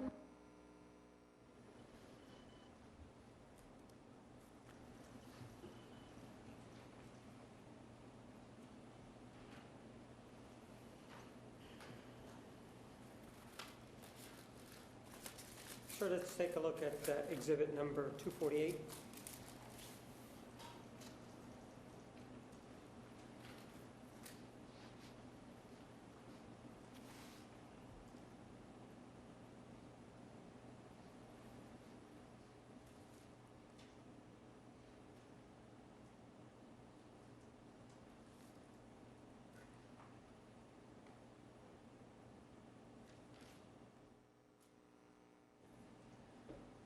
No jury is going to convict me Why not? because I'm innocent, and you can mark my words on that one. No jury will convict me.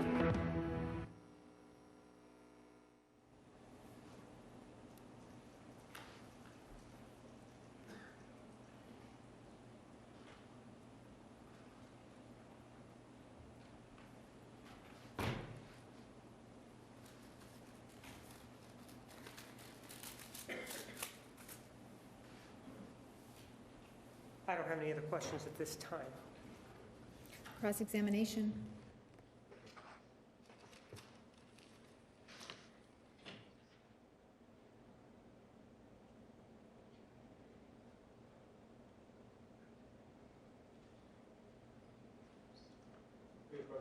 You may.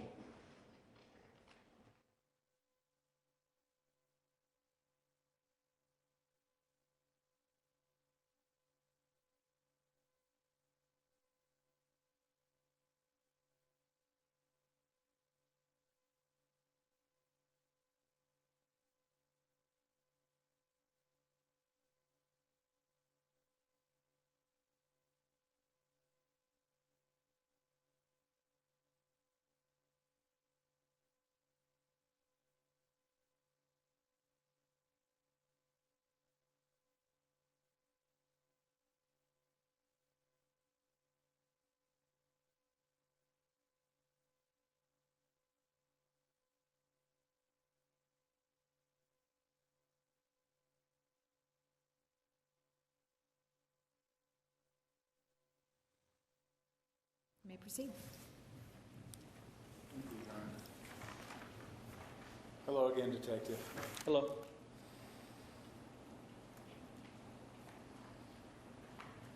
A few days back, I guess it was yesterday, we heard some excerpts of a call you had with Miss Arias, I believe, on the 25th of June. Is that correct? Yes, that's Okay. correct. And I think we heard you say that that entire conversation was about an hour and 45 minutes, the one we heard excerpts from? Yeah, it was over an hour. Okay. And during that phone conversation,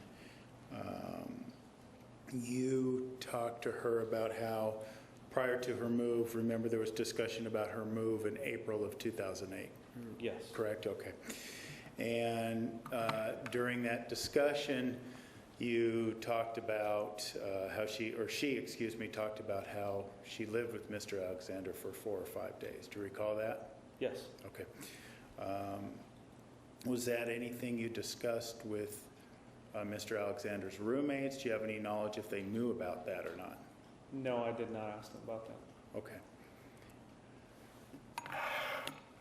And during that same line of questioning, I guess, when she talked about moving back home to Wairika, there was some discussion about phone calls or phone contacts she had with Mr. Alexander subsequent to moving back to Wairika. Do you recall that?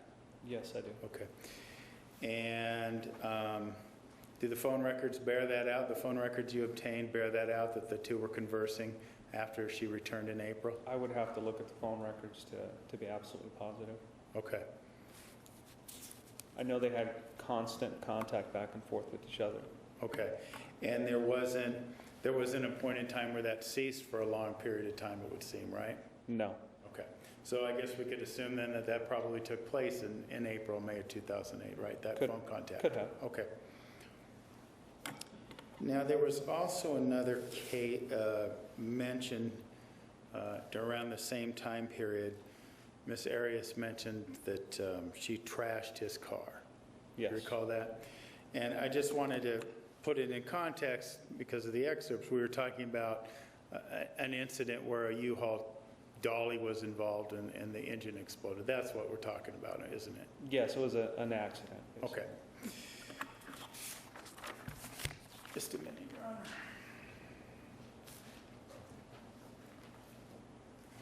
I want to talk to you about, well, let's back way up a bit here, because I think you probably told us this the first time you took the stand, but could you remind us again how long you've worked for the Mesa Police Department? 19 years. Okay. And how long you've been a detective? For about, since 2002. Okay. So I'm guessing way back when, 19 years ago, when you started as a patrol officer, I would assume? Yes. Okay. That you went through the academy, right? Yes, I did. Okay. And while you were at the academy, you probably learned the importance of report writing. Yes. Correct? And when I say report, we're talking about departmental reports. Sometimes we call them DRs. Yes. Is that right? Okay. And one of the things you probably learned is it's important to be honest and accurate as possible in those police reports because they could be used later on in proceedings such as these, right? Yes, that's correct. Okay.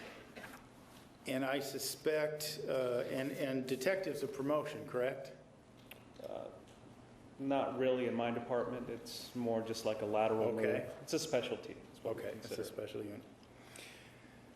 But over the course of your career, I suspect you attempted to endeavor, in becoming a detective, you expected to endeavor to make the most accurate and honest police report you could. Is that fair to Yes. say? Okay. Yes.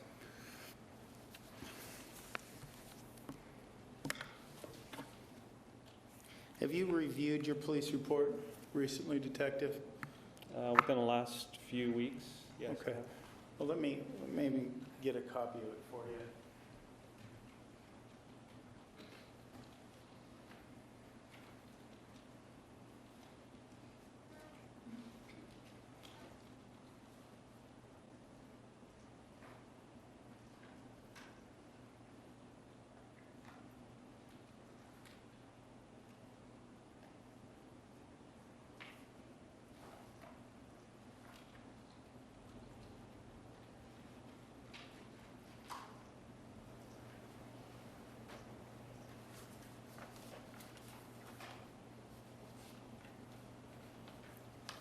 Your Honor, if I may approach. Yes. Detective, it appears your report has been marked as Exhibit 290. You could do me a favor, and I opened it to page 17 for you. Read all the way the portion of begins with autopsy and ending at the portion just to yourself that begins with initial interview with Chris and Sky Hughes. Could you review that for me, please? Sure. You said beginning with autopsy? Yes, I believe that's at the very bottom of page 17. And your discussion of the autopsy goes to the middle of page 18.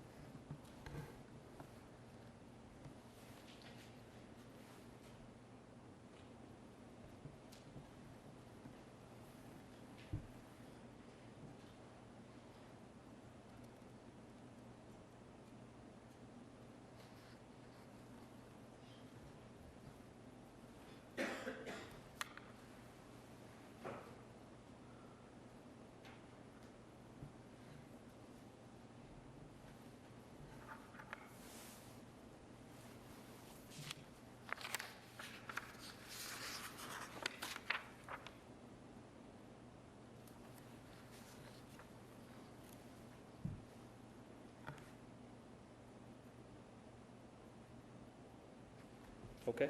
All right.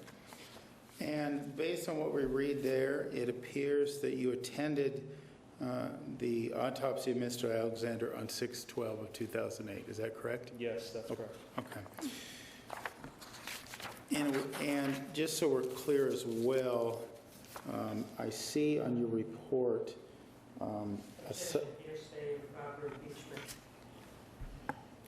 State your question. it appears you authored your report on August 27th, of 2008. Is that correct? Do you still have an objection? No for that. All right, you may answer. Yes, August 27th. Okay. And just so we're clear, is that the day you wrote it, or do you is that the date it's finalized? How does that work? That's the day it was, this section of the report, or this portion of it, was entered into our report management system. Okay. So prior to writing a report, you take notes, something of that nature? Yes, yeah. Okay.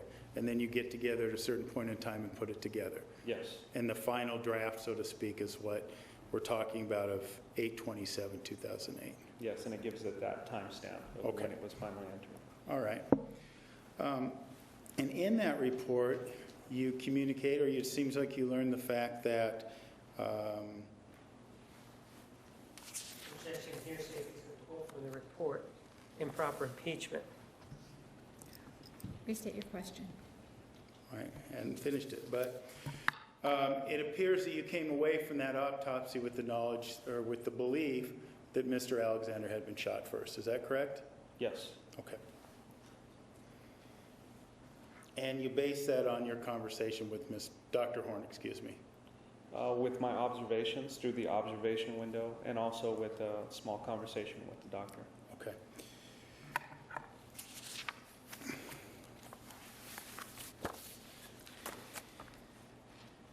And then do you recall on August 7th of 2009 giving some testimony in court related to this case?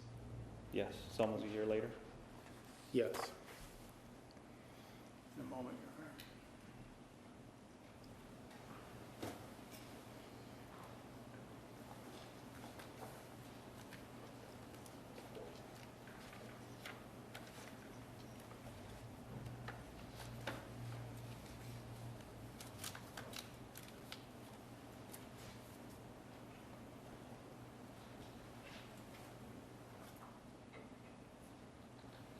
And Your Honor, if I may approach the witness. You may.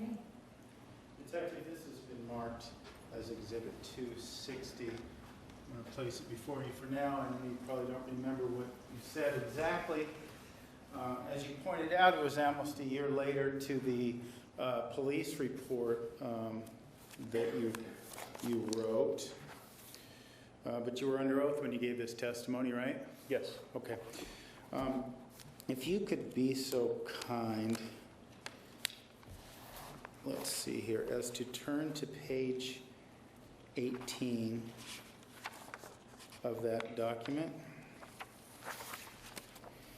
And I'll draw your attention to line 14. Yes. And you were asked there if you had spoken to Dr. Horn about this case. Hearsay. It's sworn testimony, Judge. Approach, please.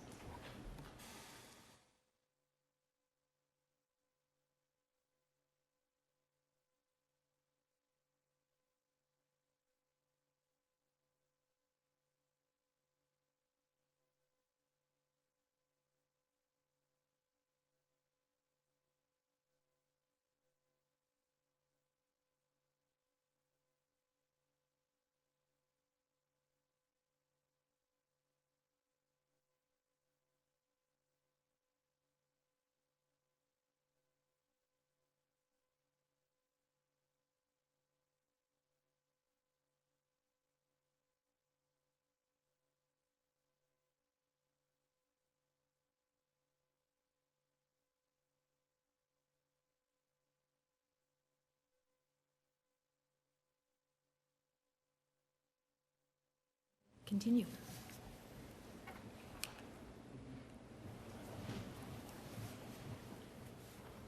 You were asked if you, on that day, you were asked if you had spoken to Dr. Horn about this case. Is that correct? Objection, improper impeachment. Overruled. You may answer that question. Yes. Yes. And you recall the answer you gave? I stated I did. Okay. And when did that conversation take place? A day prior to this hearing. Okay. So your conversation with Dr. Horn then would have took place on August 6, 2009? Yes. Okay. And you were in court for his testimony, correct? I don't recall if I was or not. Okay. Did you hear him testify to the idea that he didn't talk to you on August 6, 2009? Objection to states Dr. Horn's statement. He said he doesn't remember.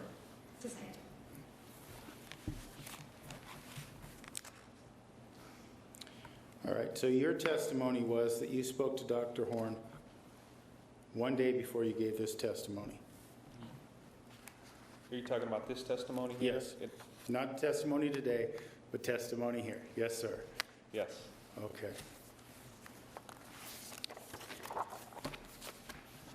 And in that testimony, you were asked about the sequencing of injuries according to Dr. Horn. Is that correct? Yes, I was. Okay. And you were asked about, in terms of sequencing, which came first? Which wound came first, correct? Yes. Okay. And you recall what your answer was? I answered that the gunshot was possibly first. Okay.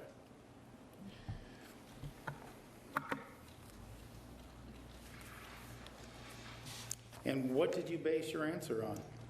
Well, I'd spoken to Dr. Horn the day before over the phone on a short conversation, knowing that I was having a hearing on this matter, and discussed mainly what kind of pain the victim would have gone through at that time, if the victim had suffered at that time, those kinds of questions. Okay. And during that, we kind of discussed some other things, and one of them was very briefly the sequencing. Okay. Well, you say very briefly, but this would be important if you're giving sworn testimony in court, right? The sequencing was not that important in this case at that time. So you felt it wasn't important to give accurate testimony in court in your prior proceedings? Is that what you're telling me? No, that's not what I'm saying. Okay. I'm saying the most important portion was the whether the victim, Travis Alexander, suffered in this case. Well, let me ask you not what's the most important portion. Let's focus on what I asked. What I asked was whether or not it was important to give accurate testimony when you're testifying in a court. Yes, absolutely. Okay. And you did testify to the idea that the gunshot wound to the head was first, right? Yes. Okay.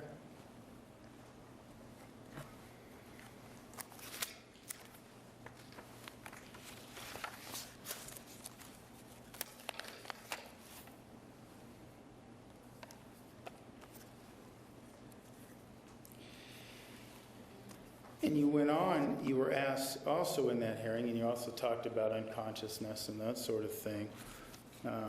But you also talked about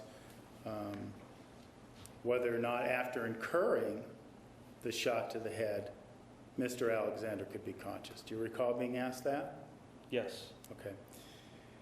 And you relayed, do you recall relaying the opinion that Mr. Alexander would be conscious after being suffering the shot to the head? Yes, but that was my opinion at that time. That was your opinion, but what you were, so you weren't relaying Dr. Horn's opinion, as you said during those transcripts, you were relaying your own? I would say that was my understanding of what the situation was, but I'm not the doctor, I'm not the ultimate decision maker on that. So your claim here today is that when you were at this important proceeding in this death penalty case, you were giving your opinion as to what you thought Dr. Horn might think, as opposed to when you were testifying, you told the parties involved there that you'd spoken to him and this is what he believed. That was my understanding.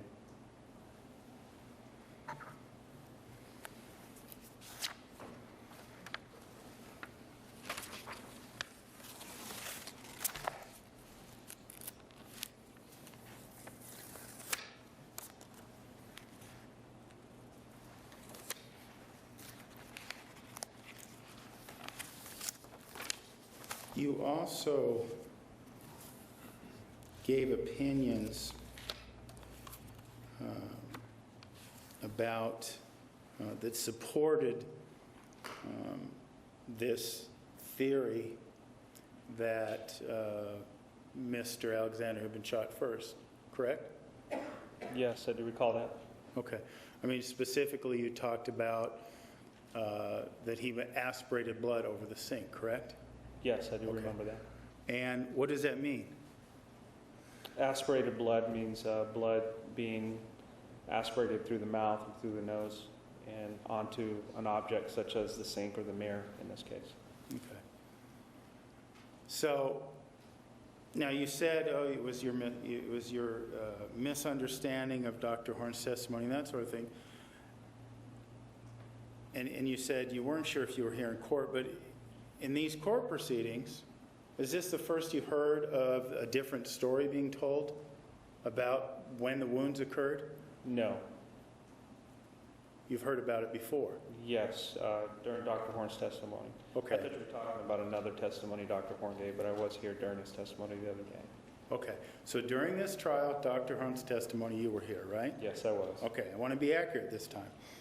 And you heard him testify then that he hadn't spoken with you the day before the hearing, correct? Objection states his testimony. He said he didn't know. Sustained.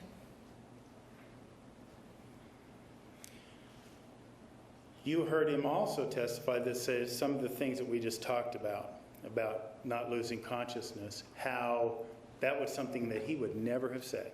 You heard him say that? Yes. Okay. But that's what you testified to at the hearing? Yes. Okay. And so this change of story is something that you first heard about at trial? No, it's not the first time I've heard of it. Okay. When was the first time you heard this story changed? I don't remember. It might be several months ago or a year ago. What was the context? I don't recall exactly, but I know Dr. Horn had gone and given an interview, I guess, with you and defense counsel, and something came out to me informing me of what he stated during the interview. Okay.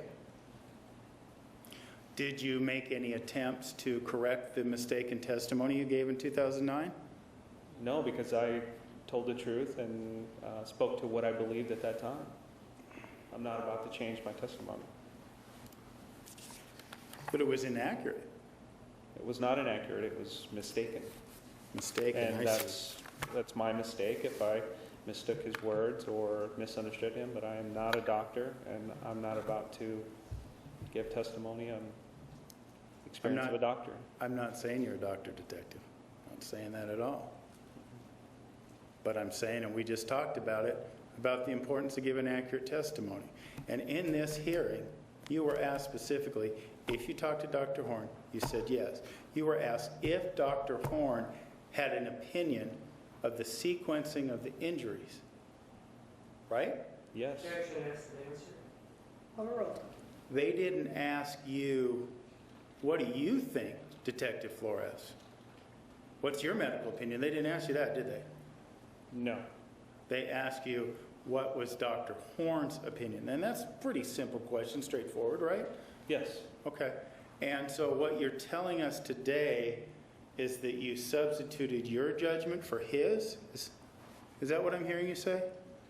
No, if I gave that testimony, it was a misunderstanding of what Dr. Horn told me.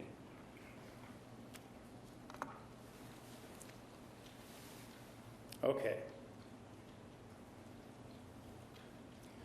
So, it's inaccurate, is what you're saying today? Yes. Okay. And that's what I asked you a few moments ago. Did you take any steps to correct your inaccurate testimony? And you said, no, it wasn't inaccurate. It was a misunderstanding. Yes. I'm confused. Well, is it inaccurate or is it a misunderstanding? Which is it? Well, it's a misunderstanding of what Dr. Horn told me. Okay, it's a pretty big one, isn't it? No, I don't believe so. You don't believe so? Okay.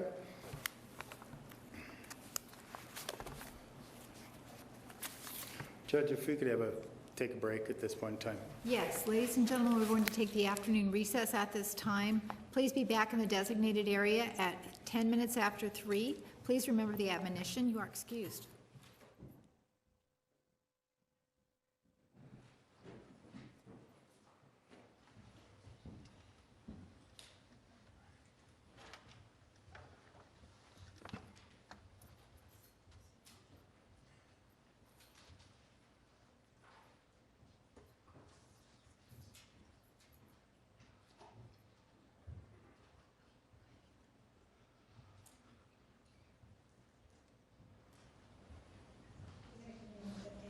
Counsel, could you approach for just a moment?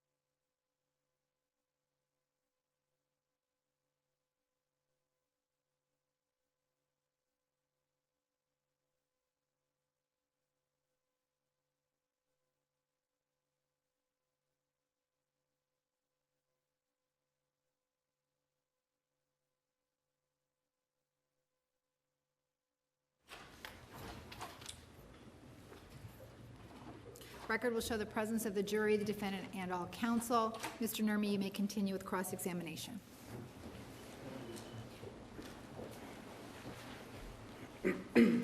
Detective, this hearing on August 29th, who is representing the state at that hearing?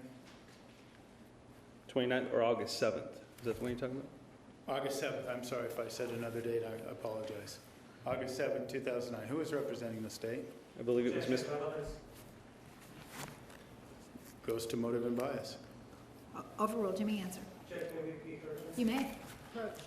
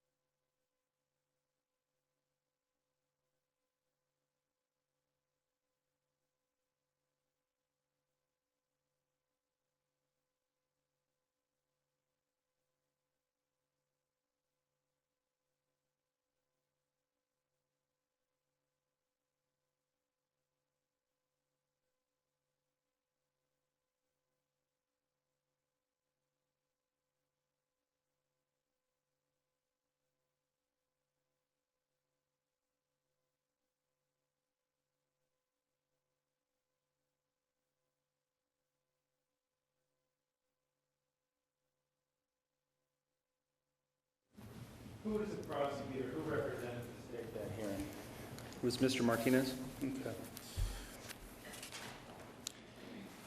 And earlier, you testified that you said it was a misunderstanding or your mistake. Your testimony that day was a mistake, right? No, my testimony wasn't a mistake. The portion of sequencing was a misunderstanding I had with Dr. Horn. Okay. Well, you were asked some pretty specific questions. You were asked if it was Dr. Horn's opinion that this rendered the victim unconscious, or did he still remain conscious? That's a pretty specific question, right? Yes. And you answered, he said it would have possibly rendered the victim unconscious, but definitely could have been conscious, correct? Yes. Okay. You also said, or you were asked, but in the circumstance based on all the other injuries, it was his opinion that it did not render him unconscious, correct? Yes. Okay. And you say that you misunderstood that, you misunderstood Dr. Horn. That's your testimony here today, right? In the conversation I had with him prior to that hearing, I had spoken to him regarding the anguish, the amount of pain, the suffering that Travis would have gone through that day. I'm going to object. It's non-responsive in 403. Sustained. you repeat the question? I'm asking that you're claiming that what you said in that was a misunderstanding of Dr. Horn's, your conversation with Dr. Horn. Yes. That's what it was? Okay. Yes, it was. And, you know, we've seen Ms. Arias have interviews on television. You gave one as well, didn't you? Yes, I did. Okay. And do you recall who that was for? I believe it was CBS. Okay. And from my recollection, you would probably know better than I, but that appeared to be a pretty lengthy interview. Is that correct? Hour or so, maybe. Over an hour, yeah? Yes. Okay. And in that particular occasion, you offered the same theory that Mr. Alexander had been shot first. Is that correct? Yes, it is. Okay. And you did that on a couple of different occasions. Is that right? Yes, that's what I believed. Okay. And so, but this was based on your misunderstanding of Dr. Horn. That's what you're telling us, right? Yes. Okay. And so you repeated this misunderstanding. You put this misunderstanding first in your police report, right? Yes. And second time, under oath and giving sworn testimony, you perpetrated the same misunderstanding. Is that correct? Yes. Okay. And then again, you did it while being interviewed on national television. Is that correct? Yes, that's what I believed. Okay. Thank you, Detective. Redirect.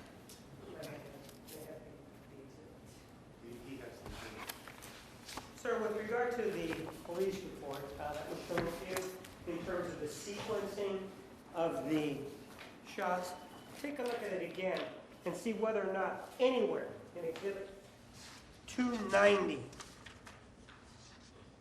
starting with DA 00018, and then going to the previous page, which is 17, whether or not you ever indicate a sequencing of injuries, ever.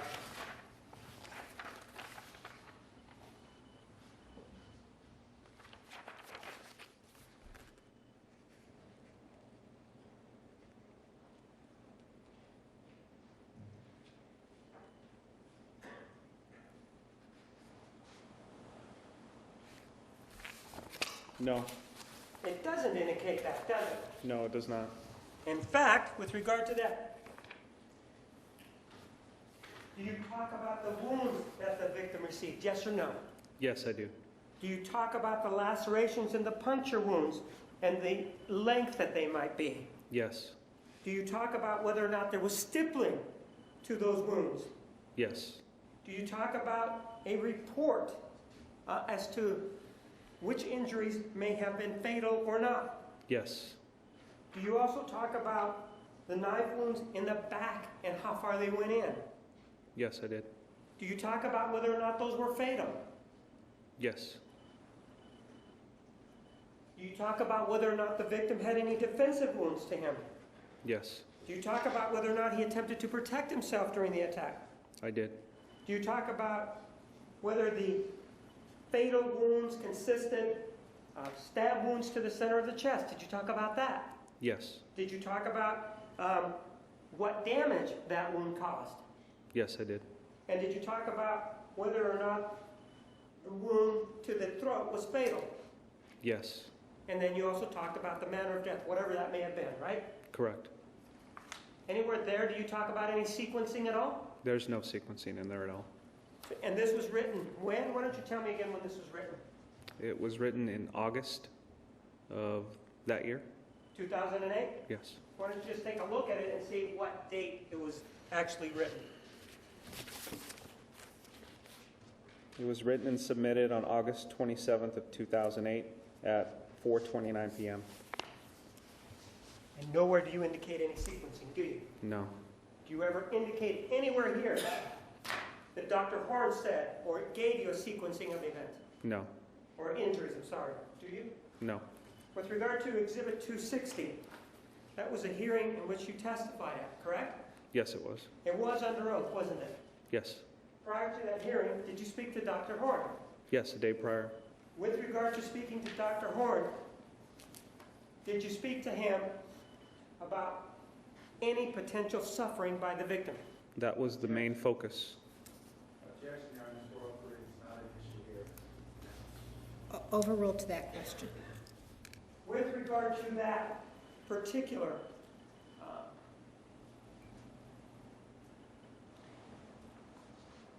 conversation that you had, and the defense attorney, was it somebody else at that time?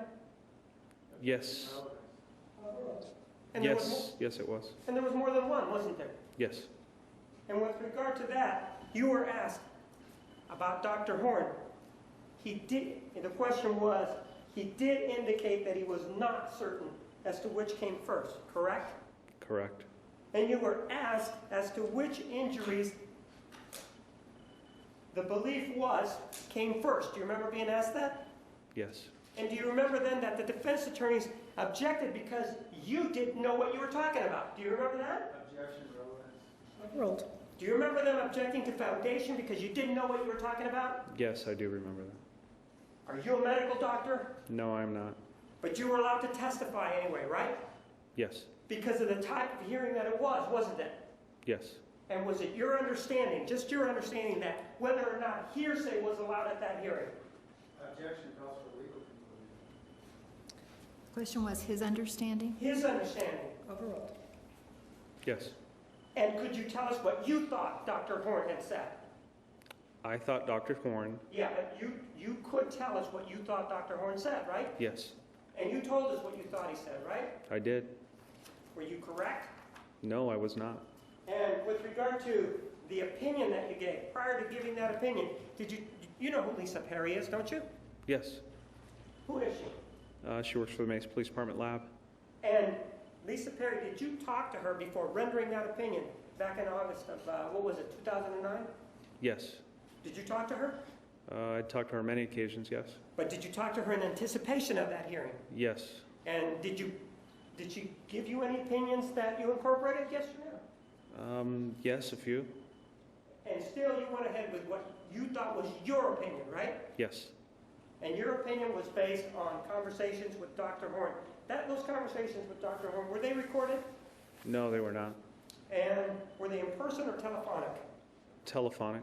And the majority of the time, what was the subject area that you were spent talking about?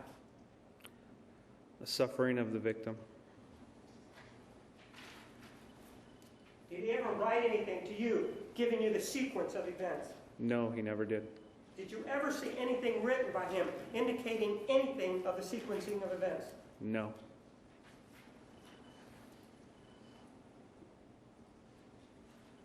So the bottom line, that information that you gave, whose opinion was it? Was it yours or Dr. Horn's? It was my opinion. I don't have anything else. Can you approach, Your Honor? You may.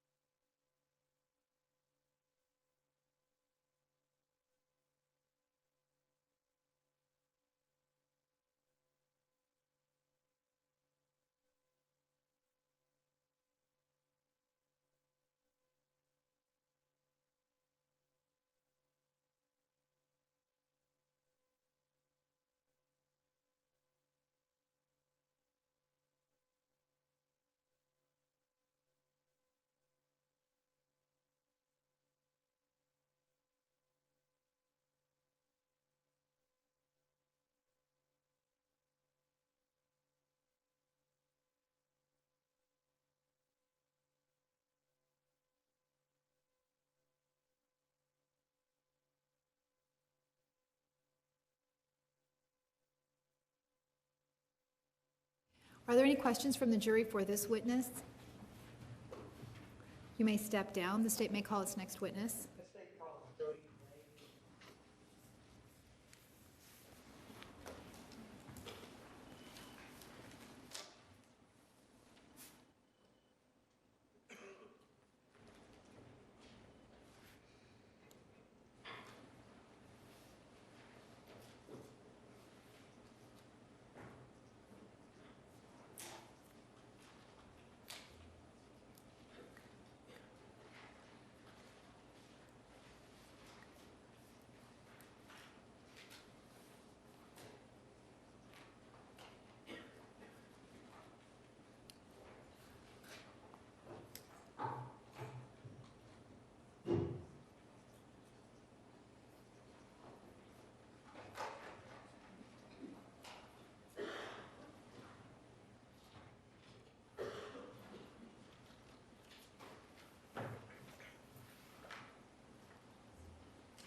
spell your first and last name?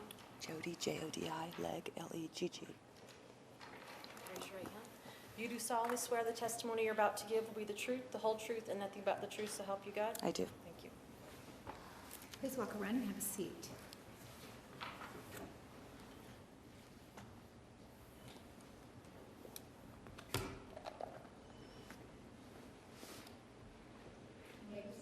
Your name, please, Jody Legg.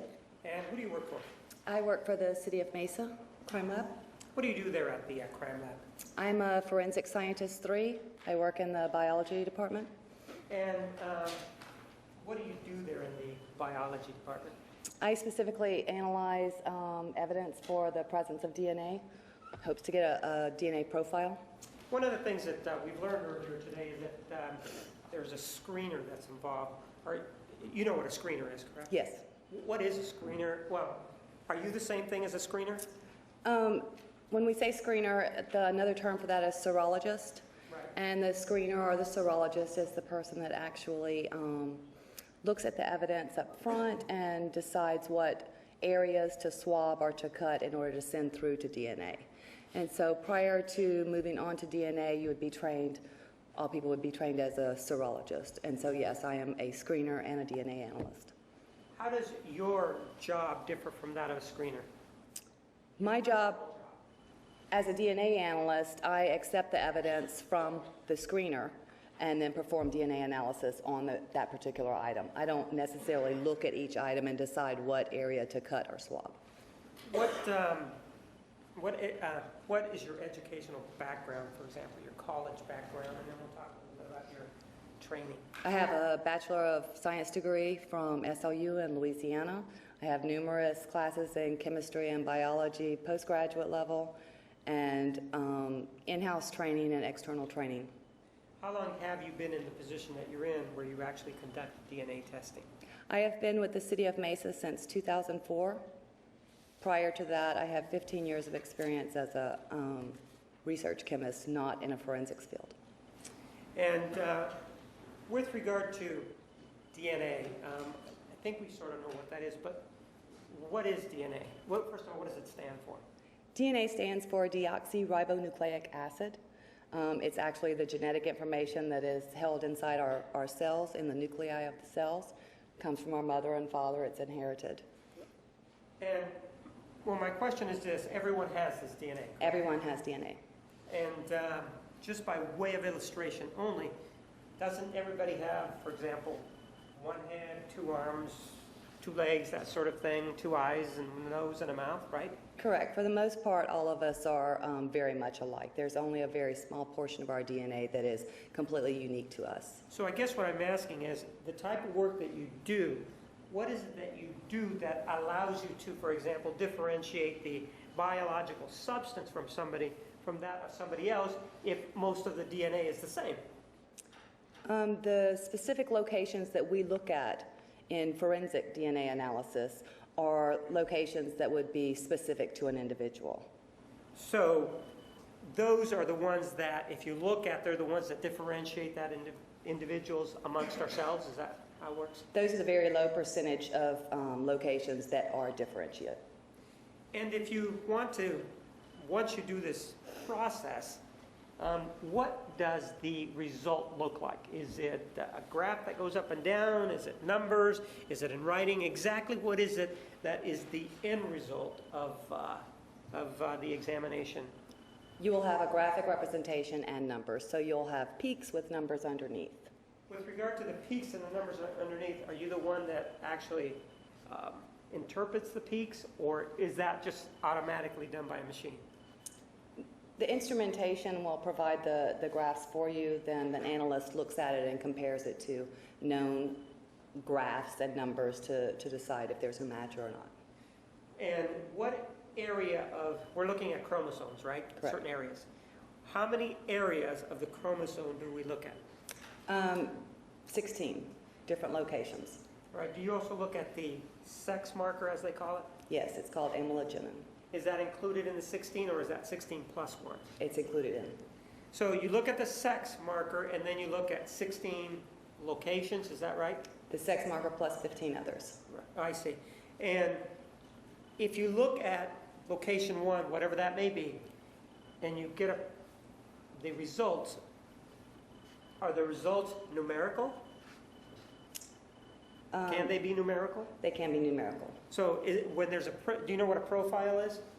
Yes, a profile would be the compilation of the numbers attributed to the peaks. And so you look at, for example, the 15, do you know what the word loci is? Mm-hmm.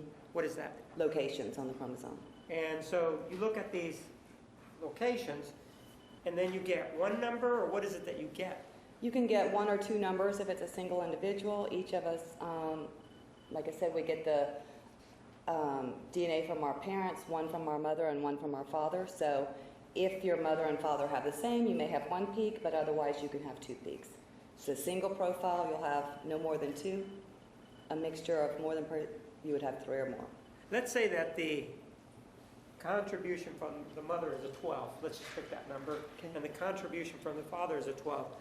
You still report both locations, though, right? Correct, but you'd only see a single peak. Right, and it's still the same number, but it's still, you do report the 2 locations, though. That's correct. So that if you get a full profile at each location has 2 readings, correct? 2 numbers. 2 numbers associated with it. One associated with mom and one associated with the dad, right? Correct. And this profile, or these numbers, are then compared to the other profiles to see if there's a match, right? That's correct. And so what we're talking about is a matching of numbers. Exactly. And if, for example, at one of the areas, one of the loci, there is not a match, let's say that instead of a 12 and 12, and everything else matches, you have a 12 and 13, is that a match, sort of a match, or not, or not at all? It depends on if there's any other information available in the graphical representation. How about if you get 2 of them that are not the same? 12 and 12 of one, and the person that you're looking at is a 12 and a 13, and the other place is a 13 and 13, and the result is a 13 and a 14. Do you know what an exclusion is? If there is no other numbers or peaks present, and a known sample is, say, a 12, 13, and then your graphical representation in the numbers was, say, a 13, 14, then it would be a no match. The person would be excluded. In real life, I mean, obviously we don't get a situation where you could always get one pristine sample of the unknown, and then because people are always touching things and that sort of thing. Correct. What's that called? What happens if more than one person touches it, say 2 people? You would end up with what's known as a mixture of DNA. Even though it's a mixture, are you then able to still tell whether or not it's a match to 1 person, 2 people? Can you still do that? Yes, you can. In this case, how many known samples were submitted to you for comparison? The names, if you will. Do you have I had 2 samples submitted. Well, no, not samples, but known. In other words, do you know what a buccal swab is? 2 buccal swabs were submitted. So only 2 buccal swabs of known people were submitted? Correct. Nobody. Okay. Who were they of? One was of Jodi Arias and one was of Travis Alexander. And with regard to Jodi Arias, did you develop this profile? Yes. And with regard to Mr. Alexander, did you develop this profile? Yes. Did you look at the profiles between the 2 of them to see if they matched each other? They did not match each other. So far so good, right? Yes. And in terms of the crime scene, did you receive a item that was purportedly near a wall, item 77 is what it was, for you to take a look at and submit it and check to see whether or not there was any DNA and whether or not you could develop a profile? I received a swab from the wall. All right. And were you able to develop a profile? First of all, was there any biological substances there? There was biological substance in that a profile was developed. I'm sorry, I didn't get the last part of my hearing. A profile was developed. Okay, and that profile, tell me about that profile. It was a mixture of DNA. And this mixture of DNA, this mixture profile, were you then able to compare it, for example, to Travis Alexander's profile? Yes. And when you did that, what were the results? The mixture turned out to be the major contributor to Let me stop you there. What do you mean when you say major contributor? When you have a mixture of DNA, we were talking about earlier that you can have a graphical representation with peaks, You can look at it and see which peaks are larger. You're able to determine who gave more DNA to the profile than another. So a major profile can be picked out. Right. That major profile matched Jodi Arias. Okay. The remaining, what we would call a minor profile, the lesser contributor, matched Travis Alexander. All right. So what does it mean that a person's a major contributor in terms of the quantity, I guess, of DNA, since we're talking major and minor? The quantity you would assume that the quantity was higher because the peaks are larger for that contribution. But was there a result at every one of the loci for Travis Alexander? Was there? No. So what does that mean that there wasn't a result at all of the loci? It just means that there was not enough DNA present to develop a full profile. Was there a full profile, enough DNA from Jodi Arias to have a full, if you will, profile? No. And so there was not a full profile for him, not a full profile for her, correct? That's correct. But even though that's there, were there any exclusions? In other words, could Jodi Arias be excluded? No. Could Mr. Alexander be excluded? No. So what is your opinion, I guess? My opinion is that both of them were present in the profile. And the biological substance that was submitted, was it blood or do you know? I don't know. You just know that it's some It's a biological material. How about with regard to the hair? Did you have anything to do with the root of a hair? There was 2 pieces of hair that were submitted. Okay. One of the pieces contained a root, and the second piece was further up on the hair. So a hair, I believe it was a length of hair that was cut with one portion containing a root, and then the next portion was that piece right adjacent to it. With regard to this hair, do you know whether or not it was item number 6 from the scene? I don't know. We have property ID numbers that I deal with in the lab that are different than the item numbers at the scene. Do you have any description on your report that indicates what number they may have been at the scene? It would have been a 39 something. Can I refer to my Sure, report? I can please, give go you the ahead. numbers. And again, Judge, I'm going to request that if you want to Sure. If I can have Do you need it? Do you want just that one? I'm so sorry.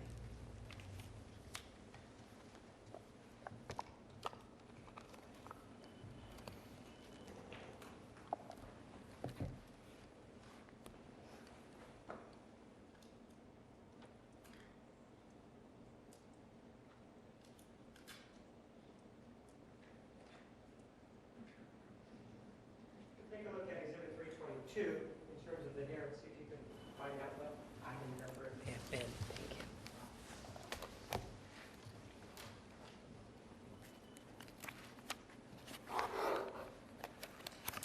That would be item number 392692-A. But you don't know what item number it was out at the scene then? I do not, I'm sorry. But you did do a hair, right? Yes.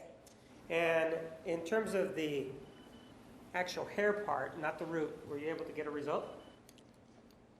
Not the root? Not the root. Okay, the hair was cut into 2 sections. So the part that did not contain the root, there was a profile developed that matched Travis Alexander. The portion of the hair that did contain the root matched to Jodi Arias. So explain to me what we have here in terms of the part of the hair that matched Mr. Alexander. What are we talking about there? There was biological material on top of the hair. With a hair and DNA analysis, you need a root material to do what's known as nuclear DNA. Our DNA is housed in the nucleus of the cells. And so for hair, if I pull my hair out and the root is present on the end of it, I can get a DNA profile from that root material, from that end only. If I go further up into the hair, and just take, a broken off piece that's just the shaft of the hair, there is no nuclei in that section. And so the 2 different sections are cut to say, okay, the root comes from this particular donor of a profile, and the next area of it, I can tell who does the substrate or the substance on top of the hair belong to. So the substance on top of this hair that you examined, the profile matched who? Travis Alexander. How about the route? Who did that match? The route matched Jodi Arias. I don't have any other questions. Thank you. Cross-examination. Your Honor, we have no questions for Ms. Legg. Any questions from the jury for this witness? I see no hands. You may step down. Thank you. All right, ladies and gentlemen, we are going to take the recess for the weekend. We will see you on Monday, 10:30 a.m. Please arrive by 10:25. Remember the admonition. Are there any questions? Have a nice weekend. You are excused.